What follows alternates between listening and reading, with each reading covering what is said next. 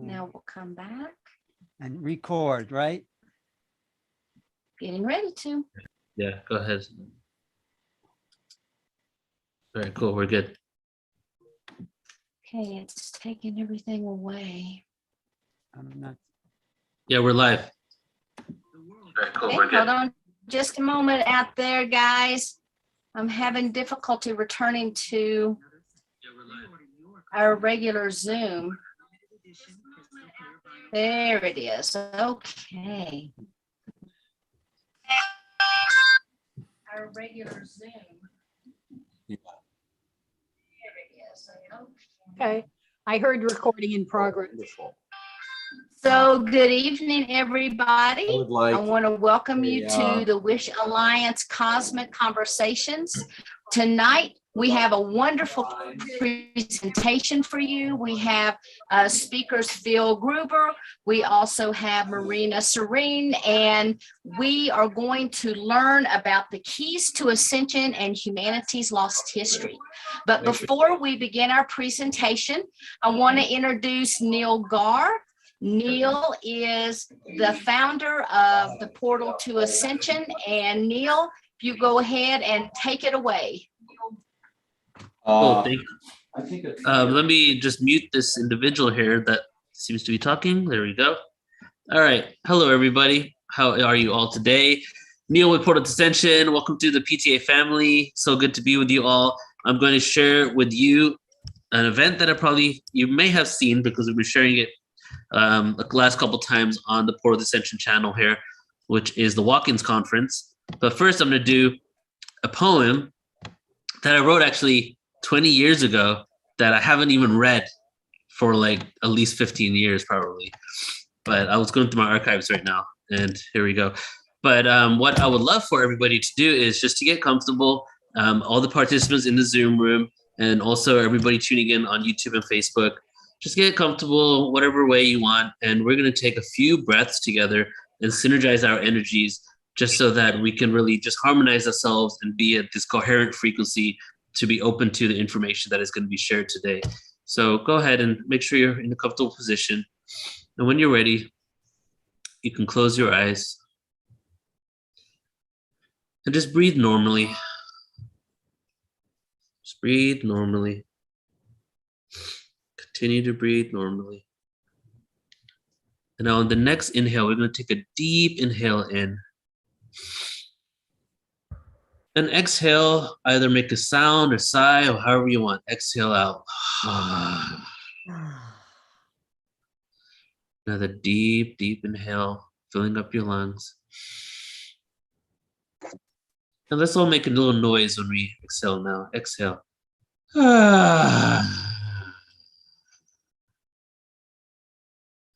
One more deep inhale, connecting to your breath. And then let it all go.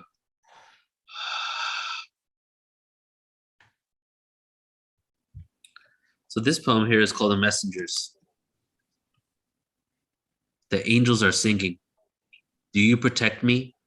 Only emotion they feel is that of compassion. My fascination with the interdimensional realms allows for my mentality to be out of this world.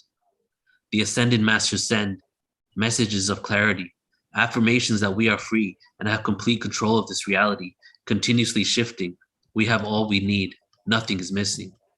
The Pleiadians bring light where there's darkness, so we can remember, never feel alone. The path of consciousness we are shown, here to take us home. The Arcturians descend in stasis within higher densities. Soul-split Arcturian warriors of light emerging from the depths of night to usher our consciousness into greater heights. The higher self is a messenger of bliss, waiting to reunite with us as soon as we surrender to the frequency of love and trust.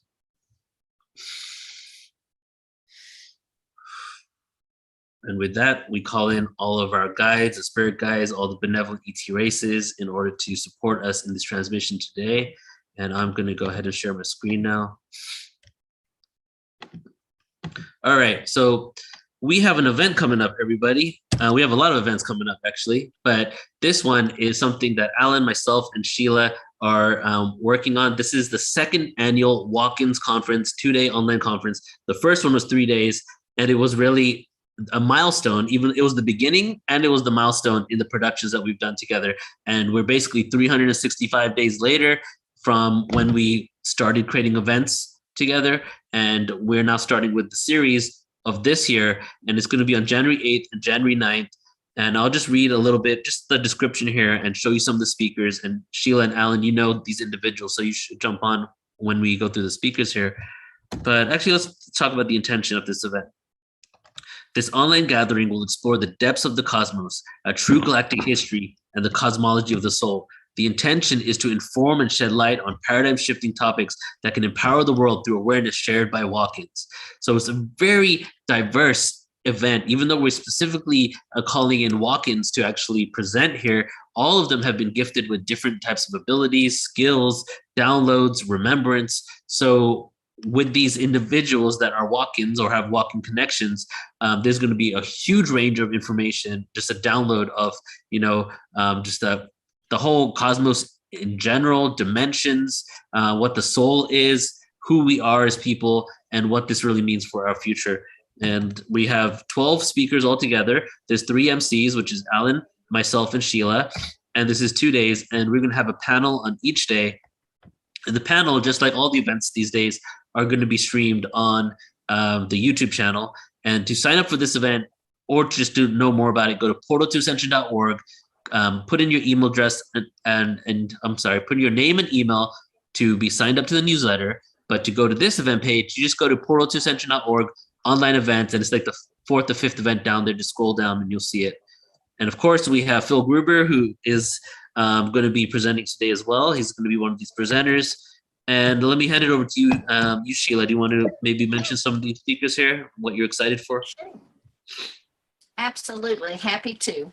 So one of the gentlemen that will be speaking is Nicholas David Nan, and Nicholas became a walk-in at the age of 11, and now he teaches other walk-ins how they can integrate into this reality, and he also works with soul contracts.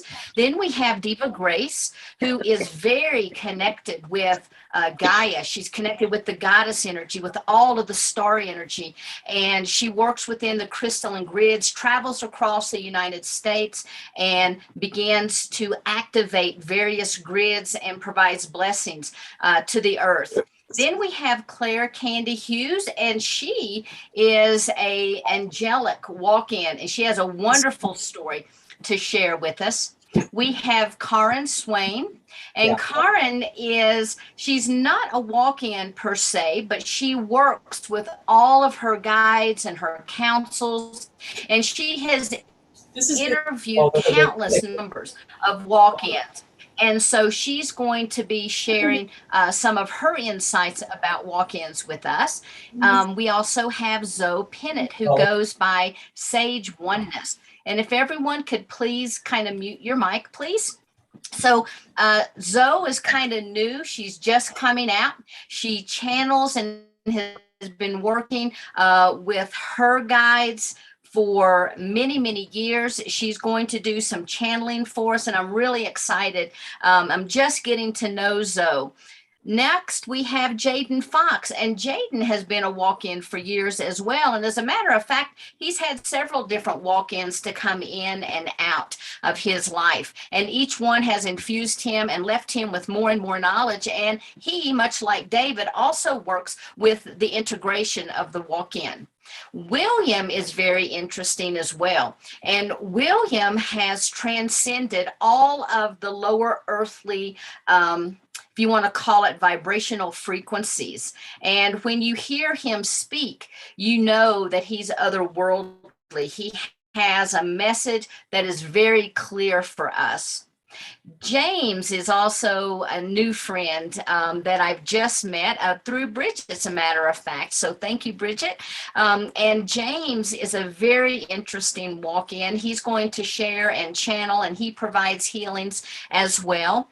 Then we have Stephanie Lodge, and Stephanie is an angelic walk-in who's going to provide activations for us. Then we have Jason Addison Ames, and he is a walk-in. He's from Sedona, Sedona. He's also an animal communicator and provides lots of different types of healings. I A lot also of want these to say about individuals- I also want to say about Jason. Mhm. He has been a walk-in since birth. He has contacted these beings and they use him, and he is very focused on this point of activation that's going to be happening in Sedona. So I really I got him in there. I just think he's a great addition. So go ahead, Sheila. Yeah.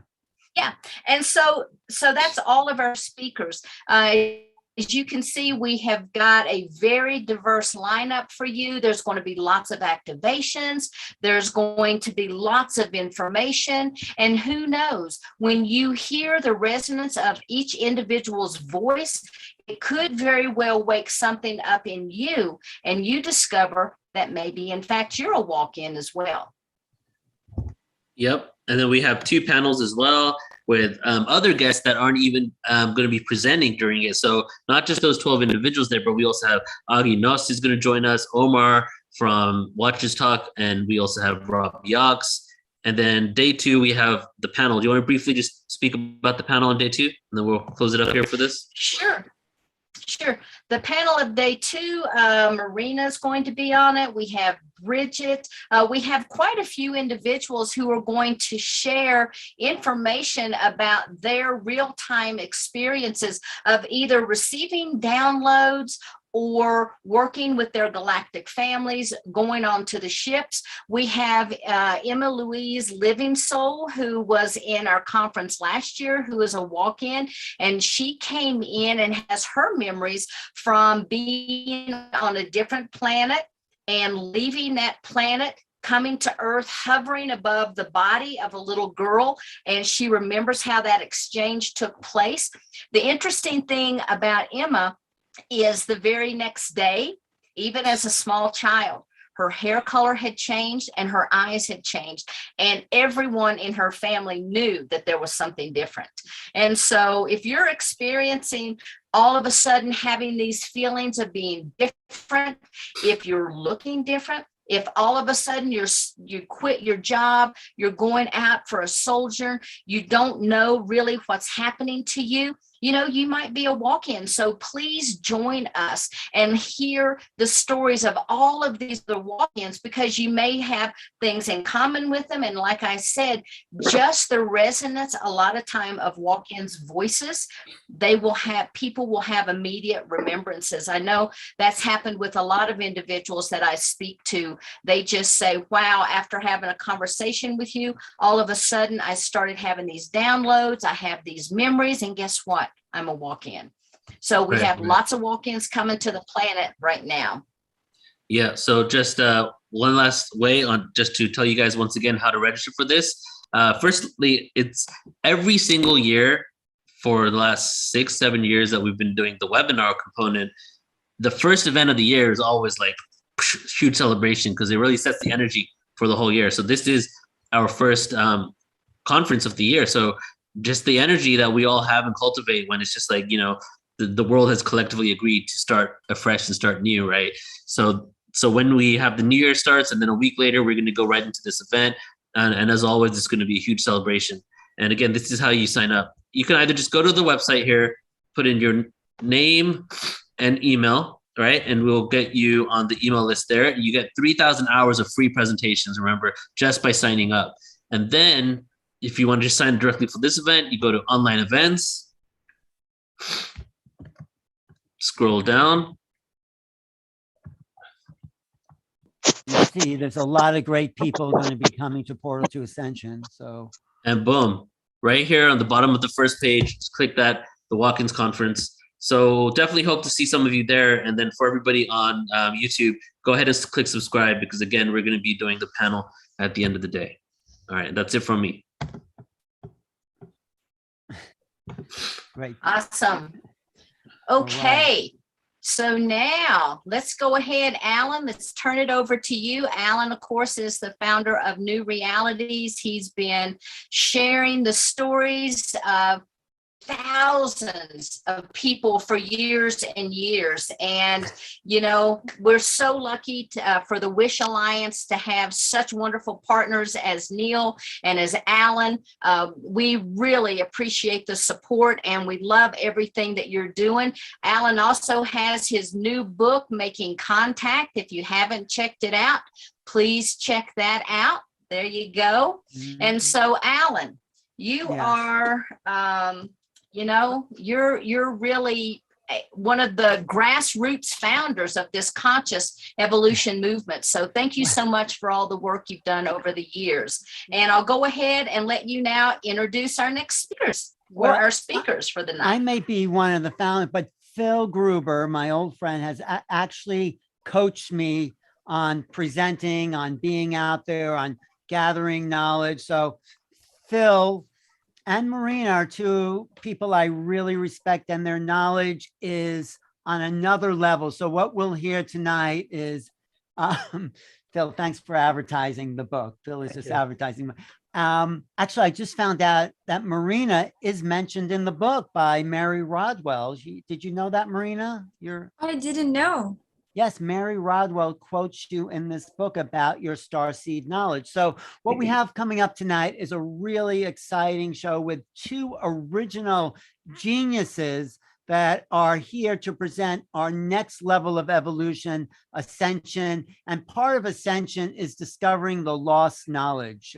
What did we know eons ago that the ancients were trying to tell us? What has been left in stone, in scripture, in oral tradition? So Phil is a great scholar in that field, and Marina, she is here as a messenger from a place beyond time and space. So I'm really excited about this dialogue. I might be jumping in at points, but Phil Gruber, my good friend, take it away, take us all away, take us somewhere, Phil. Go for it. And then we'll bring Marina into the conversation. Thank you. Thanks Phil. for that. Thanks for the introduction. Hi, everybody. We have a really, really great group tonight. And I think in terms of starting out, I want to tell you why, and this is going to relate to pretty much everybody, but focus through the prism that I believe Marina is, and why I asked her to co-facilitate and speak tonight. Because I believe, first of all, that she's a type 1 indigo, and I want to define these indigos. There are many, many, I won't say levels, but different types based on their genetic codes and the potentials that are held within their genetic codes. Thank you. The indigo, what we call composite type 1s, they are part of a hybridization program. I believe we all are. Even our elder races, even the founders' races are composites of genetic codes. So I really believe in my heart that there's not one of us that is not a result of a hybridization program, a conscious hybridization program. But type 1s, and it's interesting because the type 1s always coming through walk-in agreements. And I discovered something last night and continuing on right now as we speak that really confirms to me why I asked Marina to take part in this webinar today. Indigo type 1s. Now, there are fewer type 1s than type 2s or 3s. There are really only a handful of them on the planet because the planet simply cannot support their living presence. And those that have tried to force their way in, it just really rocks the grids of this planet. The grids of the planet, the way they are now, with so much imbalance in the electromagnetic fields of the planet, that usually results in migration of the poles, which is really interesting for those of us that have connections with the North and South Pole.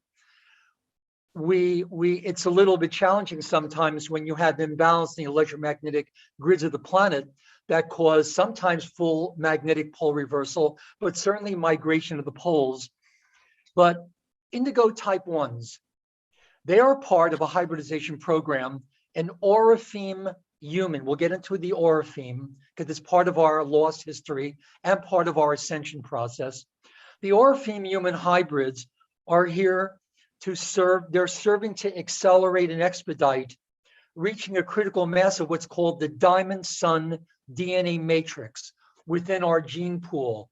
Everyone that comes into incarnation on this planet has to pass through what's called by many the halls of Amenti, the heavenly gates, St. Peter's Gate. It's a huge interdimensional, transdimensional stargate at the core of the earth. When you come into incarnation, when you start the fetal integration process in that first cell, when that spark of the Christos first anchors in that first cell at the moment of conception, you have got to wherever you have come from in the higher dimensions or the higher harmonics, you've had to pass through series of stargates, electromagnetic stargates, which are basically series of black and white holes. You go into the magnetic black hole, out the electrical white hole, into the next. It's the fastest way, it's the express to get here. There are other ways to get here, but if you really want to get here in a hurry, you use interdimensional stargates, portals, these types of doorways. Anyway, oh, there's me. I got shocked for a little bit. Now I see myself on the full screen. I wasn't ready for that.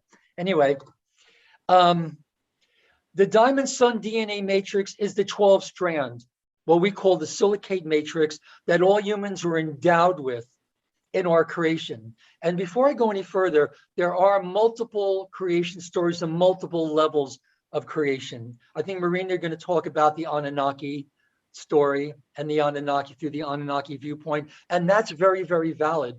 But we're also going to talk about a greater creation story that goes back 560 million years and a creation story that actually goes back 950 billion years. The diamond sun is the 12 strand, what we call silicate matrix that allows an identity to achieve full Christ consciousness. That's activation of the full 12 strands. Until very recently, only the waves of indigos had, and of course, the avatars and the Buddhas and the Bodhisattvas and the Christed ones that have come into the planet in the past held that gene code. But you see, when you pass through the Earth's core on the way to embodiment here, you actually leave an imprint of your DNA at the planetary core. And now enough of us, a critical mass of us, indigos, whatever you want to call us, indigos, psychic children, super psychic children, mythic, magical, mystery children, paradisians, children of the blue ray, the blue star, Kachina, whatever you want to call us, B'nai Or, B'nai Elohim, blah, blah, blah, blah, like Greta Thunberg, blah, blah, blah, blah, blah, blah. This is what we are. And we're the latest expression of a very, very old agreement called the Emerald Covenant that we'll probably talk more about at the end. Enough of us have come in now, left our imprints at the Earth's core, that all incoming souls now pick up that 12-strand DNA potential, not activated at birth, but certainly the potential to activate all 12 strands. Hold on a second. I just got to plug my Okay. laptop. Phil, while you're doing that, maybe Marina could respond to some of the things that you just mentioned.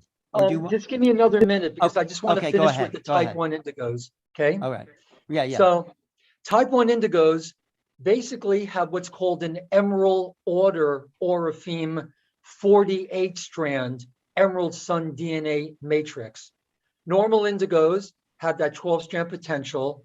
They are the diamond suns. Double diamond suns have a 12 to 24 strand capability with many, many more ascension codes, which we'll talk about later too. The type 1 indigos have what's called an emerald order, we believe, 48 strand DNA matrix, emerald sun, which gives them the potential of 30 to, I think, maximum 48 ascension codes through which their avatar identity embodies very, very quickly.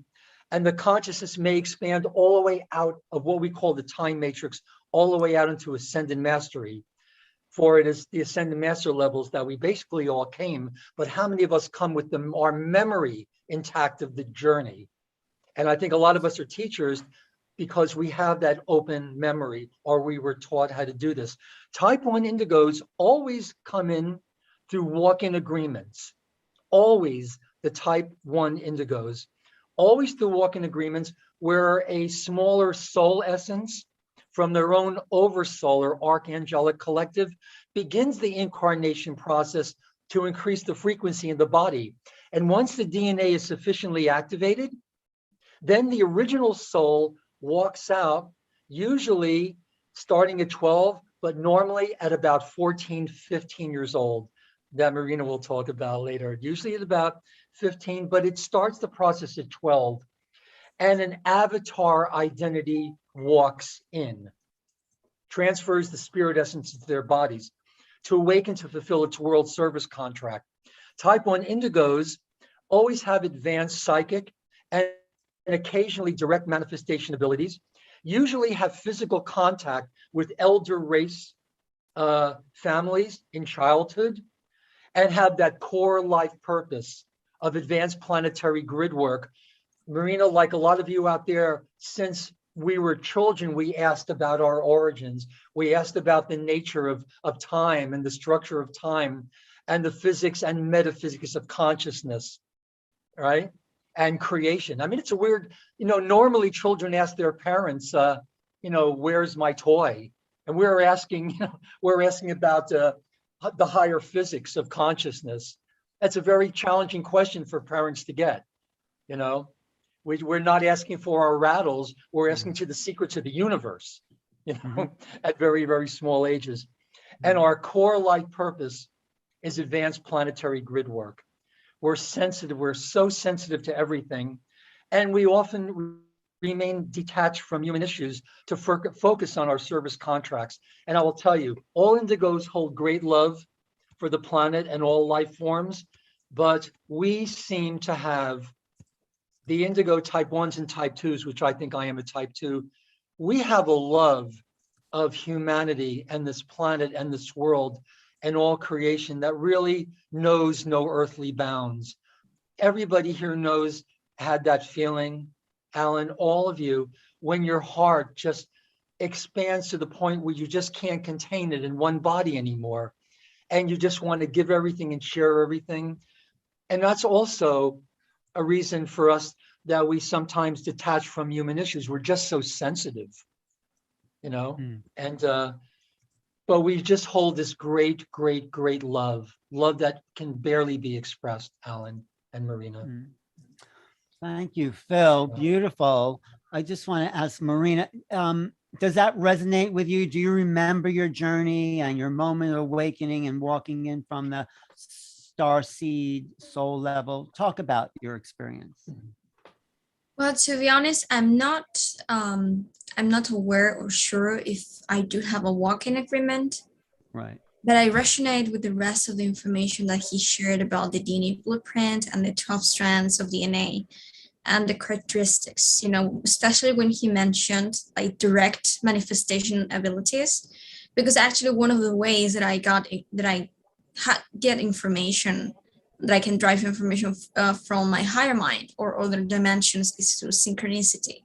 So for example, I'll be walking in the street and I'll be asking things like, why is this happening to me? Or what do I need to focus on? Or why this thing is going on right now? And I get the answer, I get the words. And I actually have a collection of pictures of many different answers from the universe. And that's how I collect information. It's like a direct communication with the higher mind through manifestational abilities. Right. Do you remember your journey here? Like, can you describe like where you came from and entering the Earth human plane and all that? Sure. Well, what I have observed is that those lineages that are really well connected to the ancient ET species that created humanity back in the day most of them are directly connected to the hybrids and the future races, the future root races and the future hybrid races, because of that direction, that line that connects timelines. They are the ones who have that potential. So they are directly connected to that future timeline. So they are downloading information both from the past as well as from the future. They are at that point, they represent that point of conversion of those two different, like super strong, higher dimensional consciousness that are assisting right now the planet to evolve further. So can you talk us through your journey from where you came from before into the incarnational experience here? Sure. Well, what I have realized is that as time does not exist and it's not linear, I could say that I have many points of origin, like everyone, but I have specifically observed that, dynamically speaking, my soul comes from the future. My soul is an incarnation from the future hybrid races. And I have came here to back in time because of the specific shifts, pole shifts, magnetic shifts of the planetary consciousness of the Earth right now, and the specific connections that it is being connected to other star systems and other each race's consciousness and DNA lineages. So I have realized that that's my, let's say, past life, dynamically speaking, but I also have a lot of different connections and incarnations here in the Earth regarding the ancient races, as well as, other masters races, like the ancient species like Andromedans, Arcturians, all of those who we consider our ancestors, our direct ancestors and creators. But you came on a mission, right? Yes. Is it what Phil said, love, or is there something more to it, or maybe that's all there is? What's your mission? Well, one of my missions is to fix timelines, and specifically regarding the pole shift. And this is something that I will talk about later, that regarding hyperwarrior with Philip.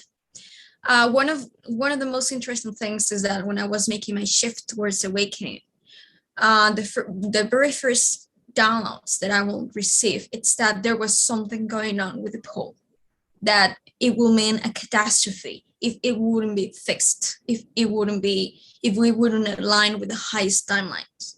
So I will start my awakening with a deep concern about this shift, knowing that there will be catastrophes possibly, that there will be really terrible events happening, really dark timelines in regards to the Nibiran Anunnakis coming here, or the other tyrannical regressive ET species coming here, and all of the timeline as I was experiencing at that point offer really dark, lower vibrational probabilities. So that was my first concern.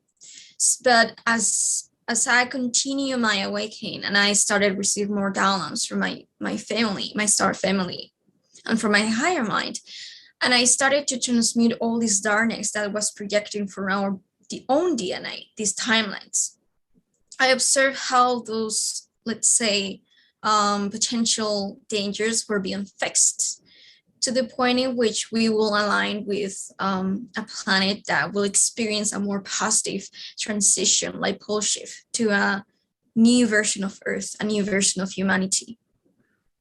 But is there anything we could do to help assist that also shifting of the timelines to the higher vibrations? Yes, integrate our own darkness and shadow consciousness. Because it's the shadow consciousness that's throwing us off.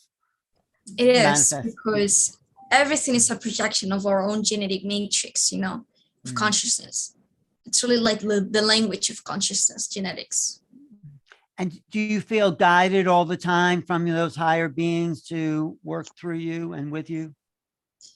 Yes, I feel, but sometimes when they are taking some space from me, I believe and I feel and realize that it's because I need to go through that, let's say, experience to assimilate it, to understand it, and to be able to ground consciousness and awareness on it.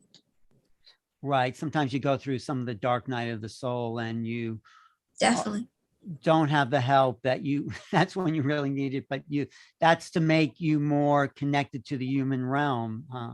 Yes. And how's that going? Are you enjoying that?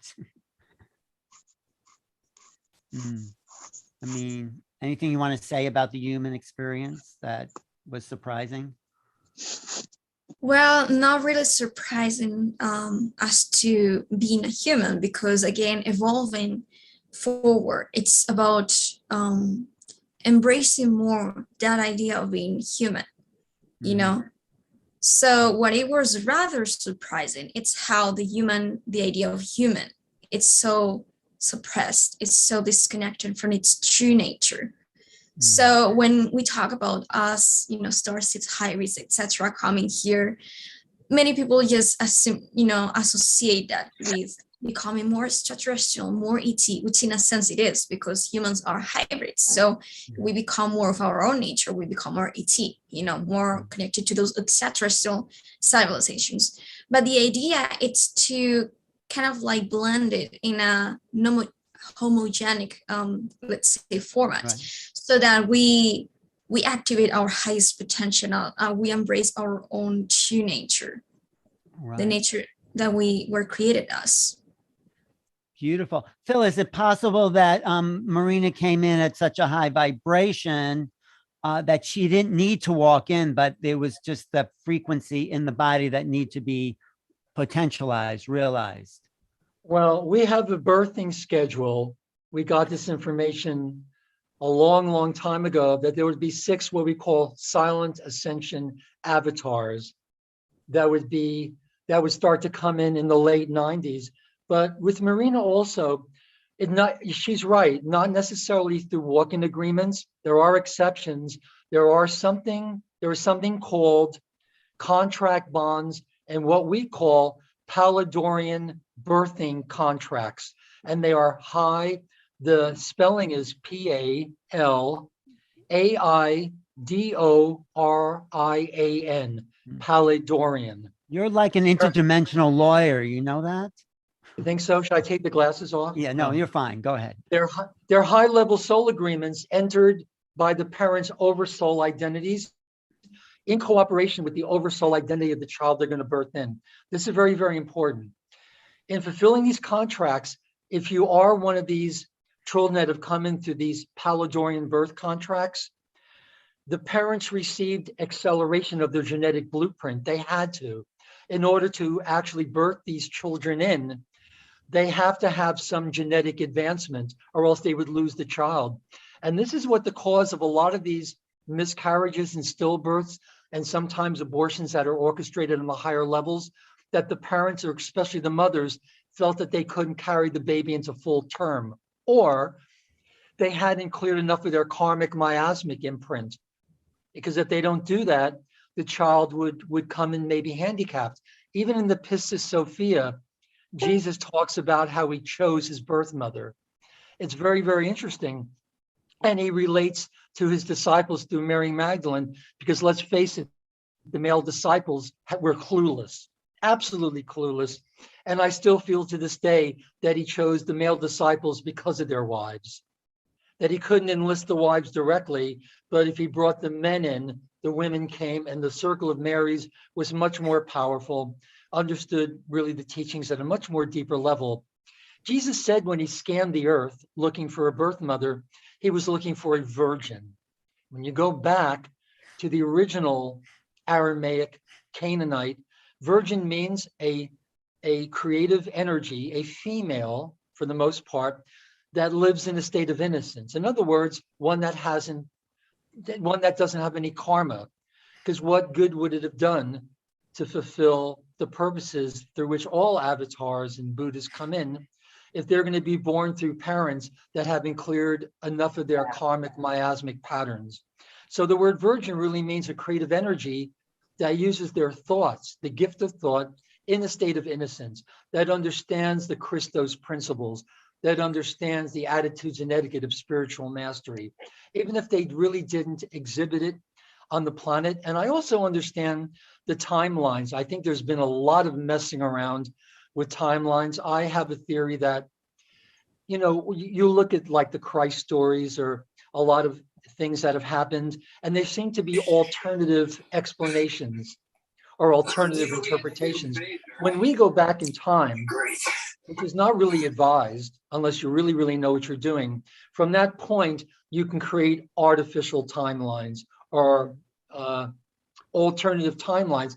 And we're in a period now of dimensional blending, where the Earth, or certainly the collective, has to choose what timeline we're all going to go into. And the Earth may see that destiny. Of course, you don't have to live the destiny of the collective. We can choose to be the authors of our own destiny. But And then the magnetic pole shifts. Unless the Earth really retains a lot of its original balance, you're going to have migration of the poles. You're going to have a lot of electromagnetic imbalance. Merkaba fields, transharmonic Akasha Merkaba vehicles are not going to build themselves properly. They'll be spinning on all sorts of weird angles. But just back to the Palladorian birthing contracts. Go ahead, Alan. I was just going to ask Marina, how are we doing on the timeline and the pole shifts? We still need to do a lot of work on that, don't we? We are in a time of transition in which timelines are, let's say, separated, in which, at the beginning in 2020 or even this year, they were really close to each other. But the more that they, if you see the symbol or this is a structure, these are really close. But the more that they expand, you see that there's a higher distance between two. That's exactly where we are, geometrically speaking, when it comes to timelines. They are different directions are splitting. So each timelines are vibrationally becoming farther, in terms of frequency and energy. So we are in really pivotal times, let's say, in which we have to decide what is the reality that we really prefer to experience. So it's a great opportunity for us to do the inner work and make sure that we make it to the ones that are most aligned with who we truly are. So we're at a bifurcation point where you can see it being played out in communities and states and cities and law. It's right in front of us, right, Marina? It's right here. It is. It is. And it's a choice. Which side Definitely, are you on? yes. Right. And then how do we go to the highest potential timeline? How do you suggest that? It's a really nice question because I've had more people ask me that, and actually the answer is really easy. To state to the universe that you prefer the highest timeline. When you state that to the universe, you're communicating to God, to the universe itself, to your higher mind, and they're always listening. They are always listening to you. You have put out that vibration, and they can only give you what you are, what you say that you prefer to be, because it's all about you becoming more who you truly are. So the universe will adjust itself so that you are being given the tools to actually go forward, take these steps to become that timeline, be that timeline that you say that you prefer yourself. So you just have to put out that intention to want it. Beautiful. Yeah. That's right. Marina's exactly right. And it's really, I think you talk about, it's not a matter of us and them or us versus them or being on this team or that team. It's really understanding that we are part of the oneness and not to create any division or that's been enough already done by digressive elements that don't understand the oneness, that don't understand the unity of all creation. And this is, I think, one of the reasons that we've come in through these contracts. What you might find very interesting, Marina, and also the rest of you, that there are, besides what we call, I'll go into this maybe later or in another webinar about what we call these 6 silent ascension avatars, but there are paradisian souls orchestrated through these birthing contracts and bonds. They enter incarnation on Earth, most of them through the 6th dimension, the 6th-dimensional frequency bands of a planet we know as Tara, basically anchored in the 5th, 6th dimensions, right? Through what's called a 6th-dimensional Sirian or Pleiadian stellar spiral. And it corresponds to the indigo wave pattern of the interdimensional light spectrum, because that's that blue, that's that indigo violet kind of light spectrum of the 6th dimension. The paradisian children, they've been nicknamed in a lot of circles indigos or the Sirian or Pleiadian blue babies. And they really resonate with this blueness. And the blueness, then when we look at the interdimensional spectrum, the color spectrum usually relates to the 5th, 6th dimension. And it's so interesting, these contracts that they started coming in around late August 1998. And I thought that was very interesting because a lot of these dates of the finalization of these birthing contracts of these souls to help come in to really heal the timelines, heal the electromagnetic distortions, the pole stuff and everything. Started around late August, give or take around 98. And then I realized that that corresponds to your terrestrial birth date, right? Yes. So I thought that was interesting. So out of starting around that date, which is about 21 years ago, right? The ones that were going to be birthed in or be the parents of these paradise children, there's a lot of names for them. We talked about ones that end in AN, Movarians, all that kind of stuff, really began around that time. And that's why a lot of the Indigos, we've been called the sons and daughters of paradise. Movarians, the last of these root races coming to bring in all the root races, I believe, in cloister races were assigned the task, seated on the earth, to develop certain aspects of the genome. So that in the time we're in now, I think we're in the final stages. You can talk about this a little bit more, of the Aryan root races. Right. And we're coming into the 6th and the 7th root races, sons and daughters of paradise, Movarians, or whatever you want to call them. I think a lot of us, or most of us, already here, and the earth needs our living presence. Couldn't have happened in the past because the grids were so unbalanced that they really couldn't support our living presence. And you still will get, when higher beings come in, you still may get a little bit of earthquake activity or change in weather patterns, just because the earth is sort of acclimating to sustaining our living presence. So do we need all those different aspects of being in order to create the grid for the Christ consciousness and the higher frequencies of the ultraviolet blue? Talk about that too, including what Phil mentioned, and the sacred geometries of the higher Christ nature forms that we are ascending into. Go ahead. Yes, what I came to realize is pretty much that a metaphysical perspective about the earth grids and Kundalini energy. We have these vortex energies within all of us, which represents the masculine and the feminine energies intertwining, and that's what we call the Kundalini. Well, how that energy is tuned, and it's informing the frequencies of our left and right hemisphere, how they are relating to each other, the masculine and the feminine, how they are tuned in. It's how it really defines I hear a little bit of echo, but yeah, it's okay. Yeah, one moment. I hear myself like double. So that really defines how the astral bodies aligned also with higher dimensions and influences the grids of the toroidal electromagnetic field of the planetary consciousness and its vortices. It's all related to each other in a map of consciousness, I was even told by an Atlantean telepathically that there are 12 principal vortices of energy in planet Earth, which if we see 12, the number 12, it's really present in many other different structures, such as the black sand, such as, the 12 strand that we're talking about, the zodiac system that we're connecting to. 12 is a really important number because it relates to how our time and space has been structured to function in relation to our specific state of evolution of our consciousness. If we see our time, it's 60 seconds, 60 minutes to create an hour. That's a revolution. That's why the Anunnaki, the ancient Sumerians, called a revolution. And many people say, well, why they would choose 60 seconds as to mean a revolution?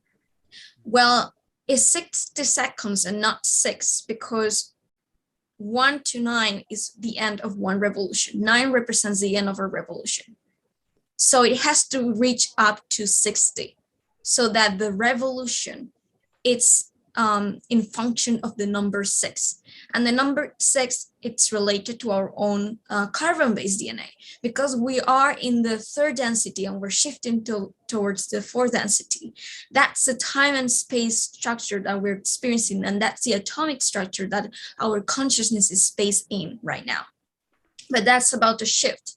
And that's why many people are talking about the shift in between 12 months to 13, because 13 represents the end of the end of a cycle in terms with the, let's say, sacred numerology, the divine geometry, let's say sacred geometry. And the divine feminine as well is 13. Exactly. So But we talk don't have to demonize the number 6 or the number 12, you know. It's just the language of this physical reality, of this density that we are experiencing. It's valid. The point is to transcend it so that we integrate more of the higher ones of the fourth density. But the number 6 and 12, it's fine. It's just a template of exploration of consciousness. Beautiful. So Yeah, I Phil, realized when I reconciled our paradigms, they totally are in agreement. And I totally agree that we are going to the fourth density. When we talk about fourth density, we're talking about, in our paradigm, a fourth harmonic universe, which is dimensions 10, 11, and 12, the Christos. But I totally agree and understand with the fourth density. A lot of people think that we're going into fifth dimensional consciousness. Yes, you can, but you'll see the fourth dimension is manifestly solid. So we are moving physically or bodily into the fourth density.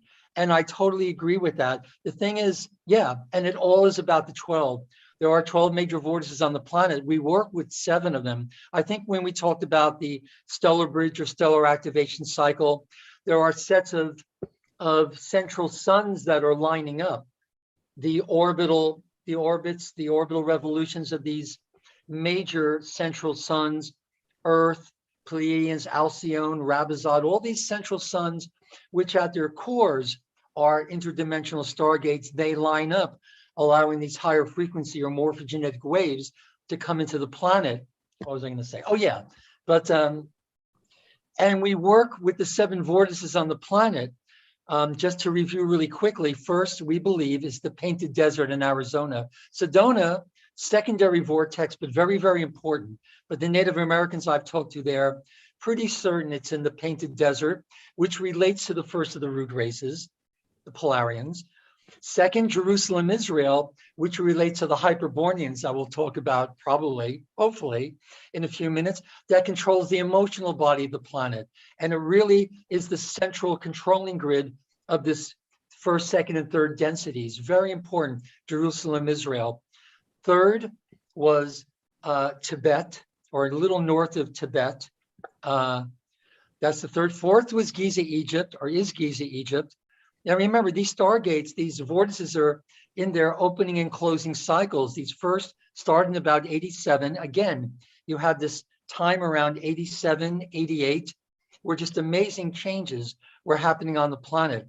Portals, wormholes between the Andromeda galaxy, between Aldebaran were beginning to open, which is why we're going to talk about, I'm sure, one thing that connects us very, very importantly, which is the Vril society, the Vril energies. And we'll talk about that for sure. Fourth, Giza. Fifth, Machu Picchu. Sixth, the Russian Caucasus. And seventh, Titicaca. And so since about 87, 88, there have been groups that have gone there to do work to try to make sure they stay open. And now that they're in their closing cycle, to close when they're supposed to. This is what a lot of the ascension cycle is. This alignment of interdimensional stargates, accelerating the particles on the whole planet, our bodies too. And ascension, it really is what we always talk about. It is multidimensional identity integration.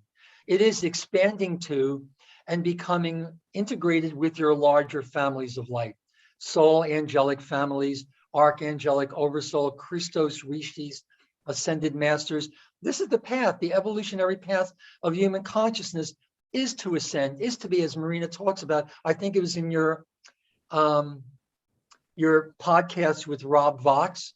You talked about self-realization, and it's about realizing all of ourselves, our completeness, not to be phase locked in biological phase lock here. Those of us that have come from the future took a big chance coming here.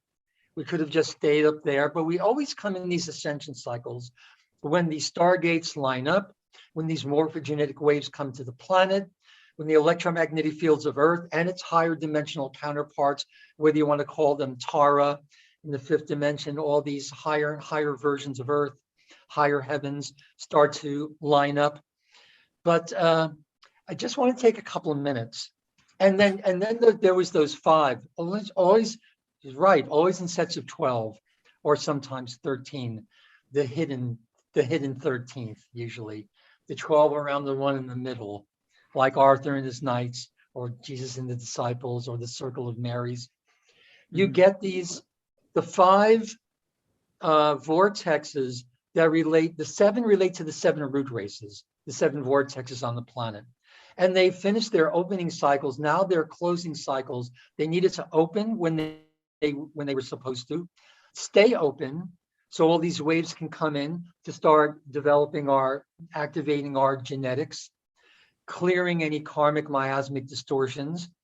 And then you have the five that are very, very secret because they're so powerful to deal with that only certain beings that have these contracts are meant to go there and do the planetary grid work, either there or remotely, because we can access what's called the Dora Torah, the Dora Torah plates. So really quickly, before I give it back to Marina, I want to talk about something that I absolutely love to talk about, that throughout human evolution, even in pre-Atlantean times, interdimensional races have always brought teachings to the Earth to influence the course of human evolution. We know this. And we believe that there are three primary interdimensional visitor races involved with pre-ancient human culture. And we call these the Elohai Emerald Order, the Braharama Amethyst Order, and the Seraphai Gold Order Breneau. And the word is Breneau, Breneau. These are collectives from what we call the fourth and fifth density, but they're basically from the 10th dimension all the way up to the 15th dimension, okay? And these orders were the three founders races that seeded life into our time matrix during, and this is just the last seeding, the last most recent seeding of life into our time matrix, 950 billion years ago in terms of Earth time. It's so exciting. Our history is so rich. Our history is so rich. It's so diverse. It's so complex. And it's exciting to understand those of us, Marina, so many other people, to bring our lost history back so that people can really understand their roots, their true roots. Even in the Gospel of Mary Magdalene, Jesus asked Mary, where are your roots? You think you're just earthbound, that your roots stop at the earth? Don't you have roots in higher dimensions and higher universes? The origin of our race, when life was first seeded into this time matrix, and that was just the most recent breath out by the great divine mother, or feminine spirit, whatever breathes in and breathing out, the breathing rhythm of the cosmos.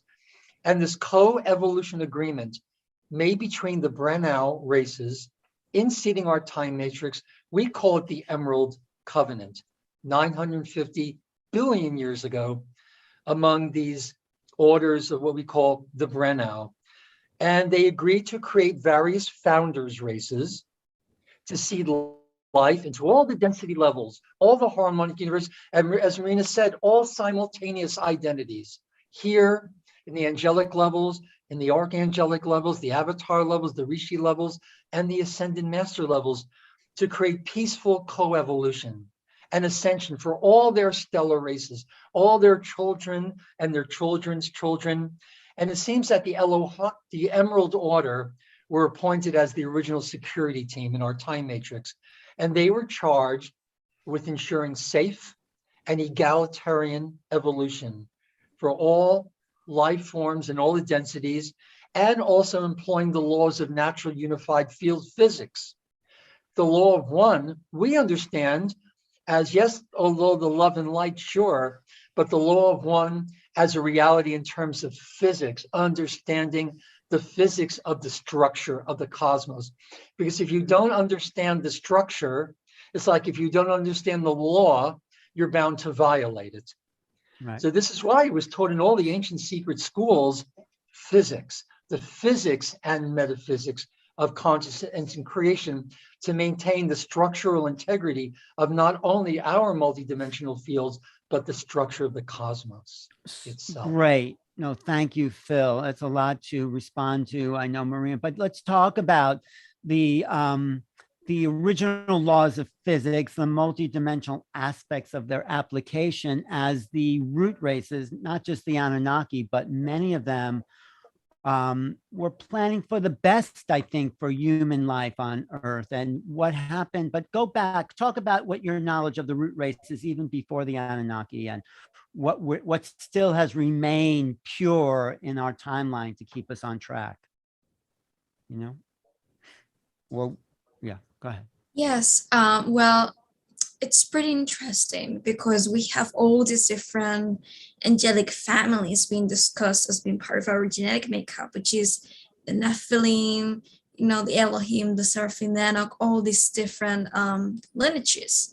And so we talk about the idea that we are hybrid beings, but what we don't realize is that even those people are hybrids themselves.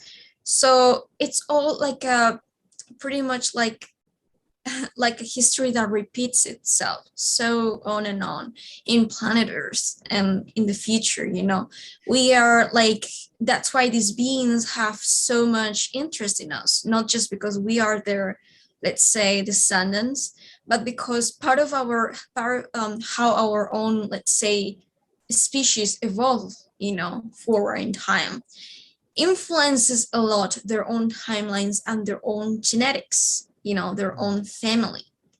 We are part of the history, and that's why beings like Bashar talk about these 6 hybrid race, and the ultimate hybrid race being the Hanuhet as the one that will close that chapter, you know, of the history of the hybridization of the Anunnakis and the human angelic Lyran lineages, you know. And that's actually what many people are talking about when they talk about the 6 root race. We know about 5, but right now, what is being discussed is that after this pole shift, there will be, the coming race will be the 6th root race, you know, and it will be what we call the Indigo children, the stars, it's the people who are awakening, the spiritual workers, all of us will create that, will become, even if you're not part of, like, even if you're not Indigo or not, all of us, all of the humanity that will remain in planet Earth and create a new version of Earth, it's what we will call the 6th root race, you know. And part of it's informing ourselves both from the future timeline that I'm talking about hybrid humans living on Earth, etc., but actually also from the past, because those are our roots, you know. So many of this lost knowledge, of this ancient knowledge that we are recovering, it's pretty much knowledge that we already achieved, that we already integrated and used and utilized in the past, that we're just reawakening with our own genetics, you know. What happened in Atlantis is that we didn't make the shift because the frequency patterns that were vibrating in the lower densities of consciousness of our collective, which is the tyranny, the separation, the egoic, let's say, mentality, all of that is what make us to not shift to the 4th density. So when the pull was happening, instead of transitioning physically, there was a catastrophe that represented the, let's say, continuation in the path of exploration of the 3rd density consciousness. And so the sun of our solar system that were informing us, that were sending us intense solar flashes, solar flashes of information, in which in those light waves, it was encoded specifically information for ascension that will mutate our DNA. Stop, let's say, sending this information to our electromagnetic terrestrial system, to our grid, because we informed it back that we were not prepared for that change. So our DNA went back to sleep instead of mutating and integrating the higher consciousness material. And right now, in these times, we are receiving the same information. The sun is informing us of the same possibility or probabilities that we can, integrate within ourselves if we want to continue forward in evolution and transcend. So our DNA are mutating, and that's why we're seeing massive incarnation of indigos, children, and even Orsics, people that incarnate from past civilizations of Earth. It doesn't have to be off-planet civilizations. It can also be ancient civilizations from Earth. We're seeing this because our DNA, our collective DNA, it's mutated. It's receiving this intense, solar radiation from our solar system sun and the central sun and many other, points of information, important information. And so the pole shift is happening, and it's all about that. It's giving us this possibility of integrating the codes for ascension and actually making the shift, And so something's going to be happening. There's some kind of event we're coming to as the timelines totally diverge, right? Can you tell us what is, or Phil or Marina, talk about that future moment? Well, Marina was right. We have to choose which timeline we're going to align with. We don't have to go with the collective. There seemed to be, my information used to be that there were three primary timelines, that there were three primary probable timelines that the Earth can follow if the collective either chooses or is forced to choose one of these timelines. I'm not so sure about that now, but I'm pretty sure it's very close to that. Although what I am sure of is that our time matrix has a parallel. It's ours is a magnetically based time matrix. There's an electrically based time matrix in which there is a parallel Earth. It is a full parallel, what we call a 15-dimensional time matrix, composed of 5 harmonic universes, 3 dimensions each. And it's interesting that I think Jimmy wrote here in the chat that many souls here of the Emerald Daughter are part of the Ra Oversoul, which I totally agree with, because we look at the Ra Oversoul as a Rishik collective, or a collective of Rishik consciousness, which is pre-matter living light, pure wave form consciousness. I think when they've manifested here in our perception, if anybody out there or in here has had experience with very tall beings with very long expanded heads, that's a lot how the Rishi will manifest themselves. And it's biology is we don't even understand it. It's really the link, this Rishik consciousness and what we call the Rishik shield really is kind of like one step before ascended mastery, right out of the time matrix, right back into those fields of cosmic sound vibration that I think we all, at the heart of what we call the Unisci, or source of all that is. Wow, I forgot what I was talking about. Oh yeah. No, but keep talking. I want to ask you both about the tools that the ancients left behind, which is the lost knowledge to help us in these times. Alan, you're amazing. You must be psychic, because with the restatement, in answer to your question specifically, that this Emerald Covenant, what we believe is, the reason we have different names, I know Daryl, Anka, the reason I'm very, very close now to reconciling these different names we have for the root races or very specific interstellar races, because remember, they're coming through the filters of our DNA. If they're coming through a Pleiadian or Syrian or Arcturian or Orion or Andromedan filter, the light language is going to be a little bit different. The phonetics will be a little bit different. Some of them we can't even pronounce. We don't have the anatomy yet to pronounce these languages. That's why, isn't it interesting that a lot of the light language you hear out there now channeled is starting to sound very similar? It has a little bit of Native American, a little bit of Japanese, Chinese, Indo-European, because the light languages that are being channeled now are the ones that are closest to us genetically. Pleiadian, Syrian, although if you have some of the higher DNA strands activated, Arcturian consciousness, Andromedan, Lyran, although it's very, very hard. I think Jody does a good job of it when she goes ultrasonic. I know even when she's on these Zoom calls, I can hear the dogs in the neighborhood go, woo, woo, woo, woo. The dogs get it, the cats get it, but they don't let on, you know? Because the cats, I think, are representative of one of our elder races, but in answer, the Lyran Syrian Anunnaki, which feline hominids, and they're not so showy as the dog races. The dogs like to bark, yeah, but the cats kind of keep to themselves. You know how cats are. Anyway, but in answer to your direct question, a direct answer. When this Emerald Covenant, this original co-evolution agreement, was made 950 billion years ago, it was restated 248,000 years ago.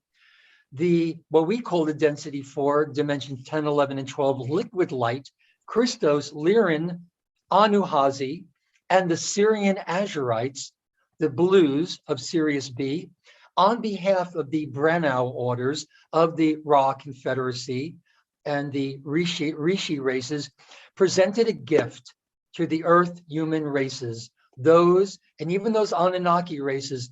The Anunnakis are really special. There are those that have honored the Emerald Covenant. There are those that haven't. And even among the Anunnaki races, even among the digressive races, there's been conflict.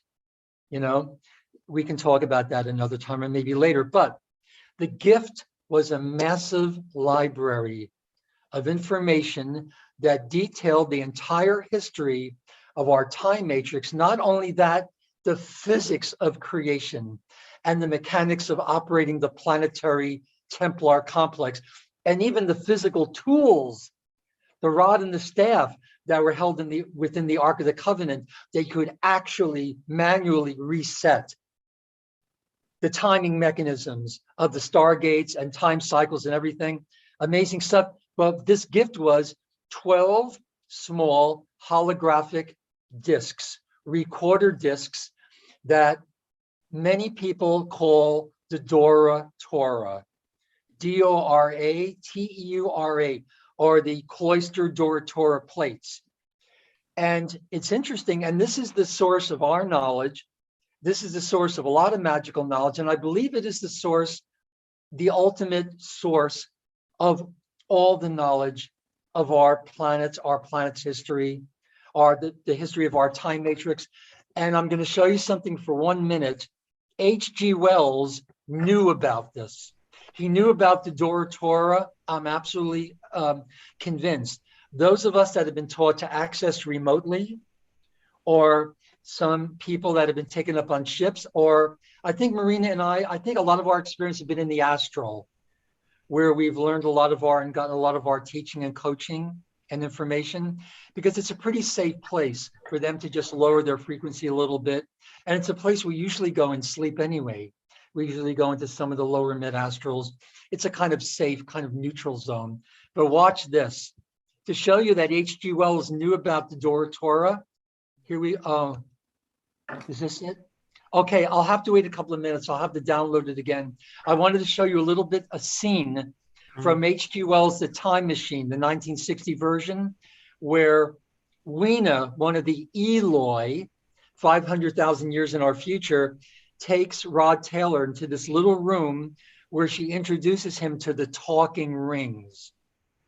And the talking rings, just like, and Rudolf Steiner, who knew a lot about the root races, who talked about a lot of the root races and how we evolved from our elder races, our founders' races, our true histories. The map that Marina talks about, the map, how we got here is how we go back. You know, the journey, looking at all the way here. Marina, when you're talking, Phil, it looked like you got very excited about the physics of creation there, Marina. Do you have a lot to say or something to say about that? And that's one of my main, let's say, downloads, the structure of existence, the physics of consciousness. And that's the topic of the book that I'm writing actually about. Well, give us a little bit. I mean, don't give us the whole book, but give us something about what you've discovered. Well, I am basing myself on the idea that the universe, God itself, is the one and the all at the same time. So God, to be able to be, to have an identity, what it did is that it became infinitely fractal. it fractalizes itself in infinite subdivisions of itself, Mhm. you know, to have the ability to be actually someone. Because if you're everything, you're nothing at the same time. So the only way that you can be someone, it's by shattering yourself in infinite version of yourselves, because infinite is the only number that the all can divide itself, so that it doesn't lose anything, any of its, you know, infinite essence, you know, because it's one. So that it can definitely, by infinite perspectives, have identity. And the magic is that my personal experience with the dark people, the shadow governments, it's that I'm an MK Ultra survivor. MK Ultra, it's about shattering one personality into many different fractals or fragments of itself, so that there are many different versions, you know, disintegrated from that one basic, you know, frontal personality. And what I'm channeling, basically, it's this information about the structure of existence, about God, and it just mimics itself, you know, as above, so below. The universe is like MK Ultra, so it's like a funny coincidence in my path, in my experience. Wait, say that again. I don't understand. The universe is like an MK Ultra. What is your experience of MK Ultra? I mean, you don't have to go into all details, but yeah, talk about that a little bit more.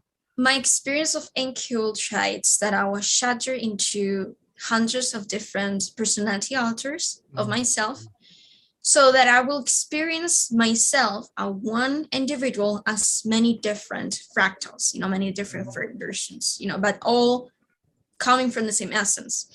And so what I was explaining is that how the universe, in a sense, mimics this concept that God it's the all and it's the one. And to become someone, it had to disintegrate its perception of itself into infinite alters of itself to have an identity.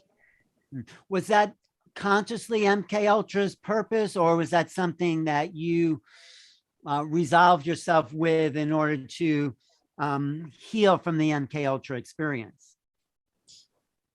Well, their purpose was basically to use me as their asset, you know, and to use me for many different missions in different dimensions, or even planetary corporations such as the moon or the Antarctica bases, Mars, etc.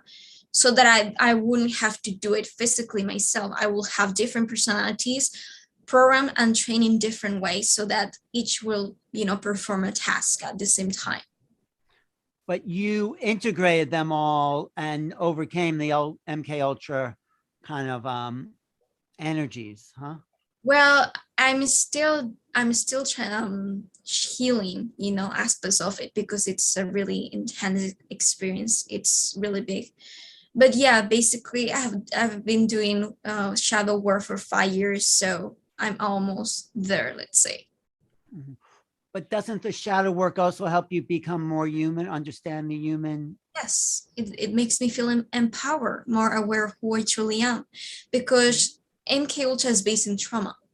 So many authors will, you know, will express themselves as, you know, your negative systems, the negative aspects of your consciousness of who you really are. And so, Yeah, Alan, as you know, we were very close to Duncan and Al and President Montauk crowd, and Marina's right, all based on trauma. I think we discovered Marina around the same time.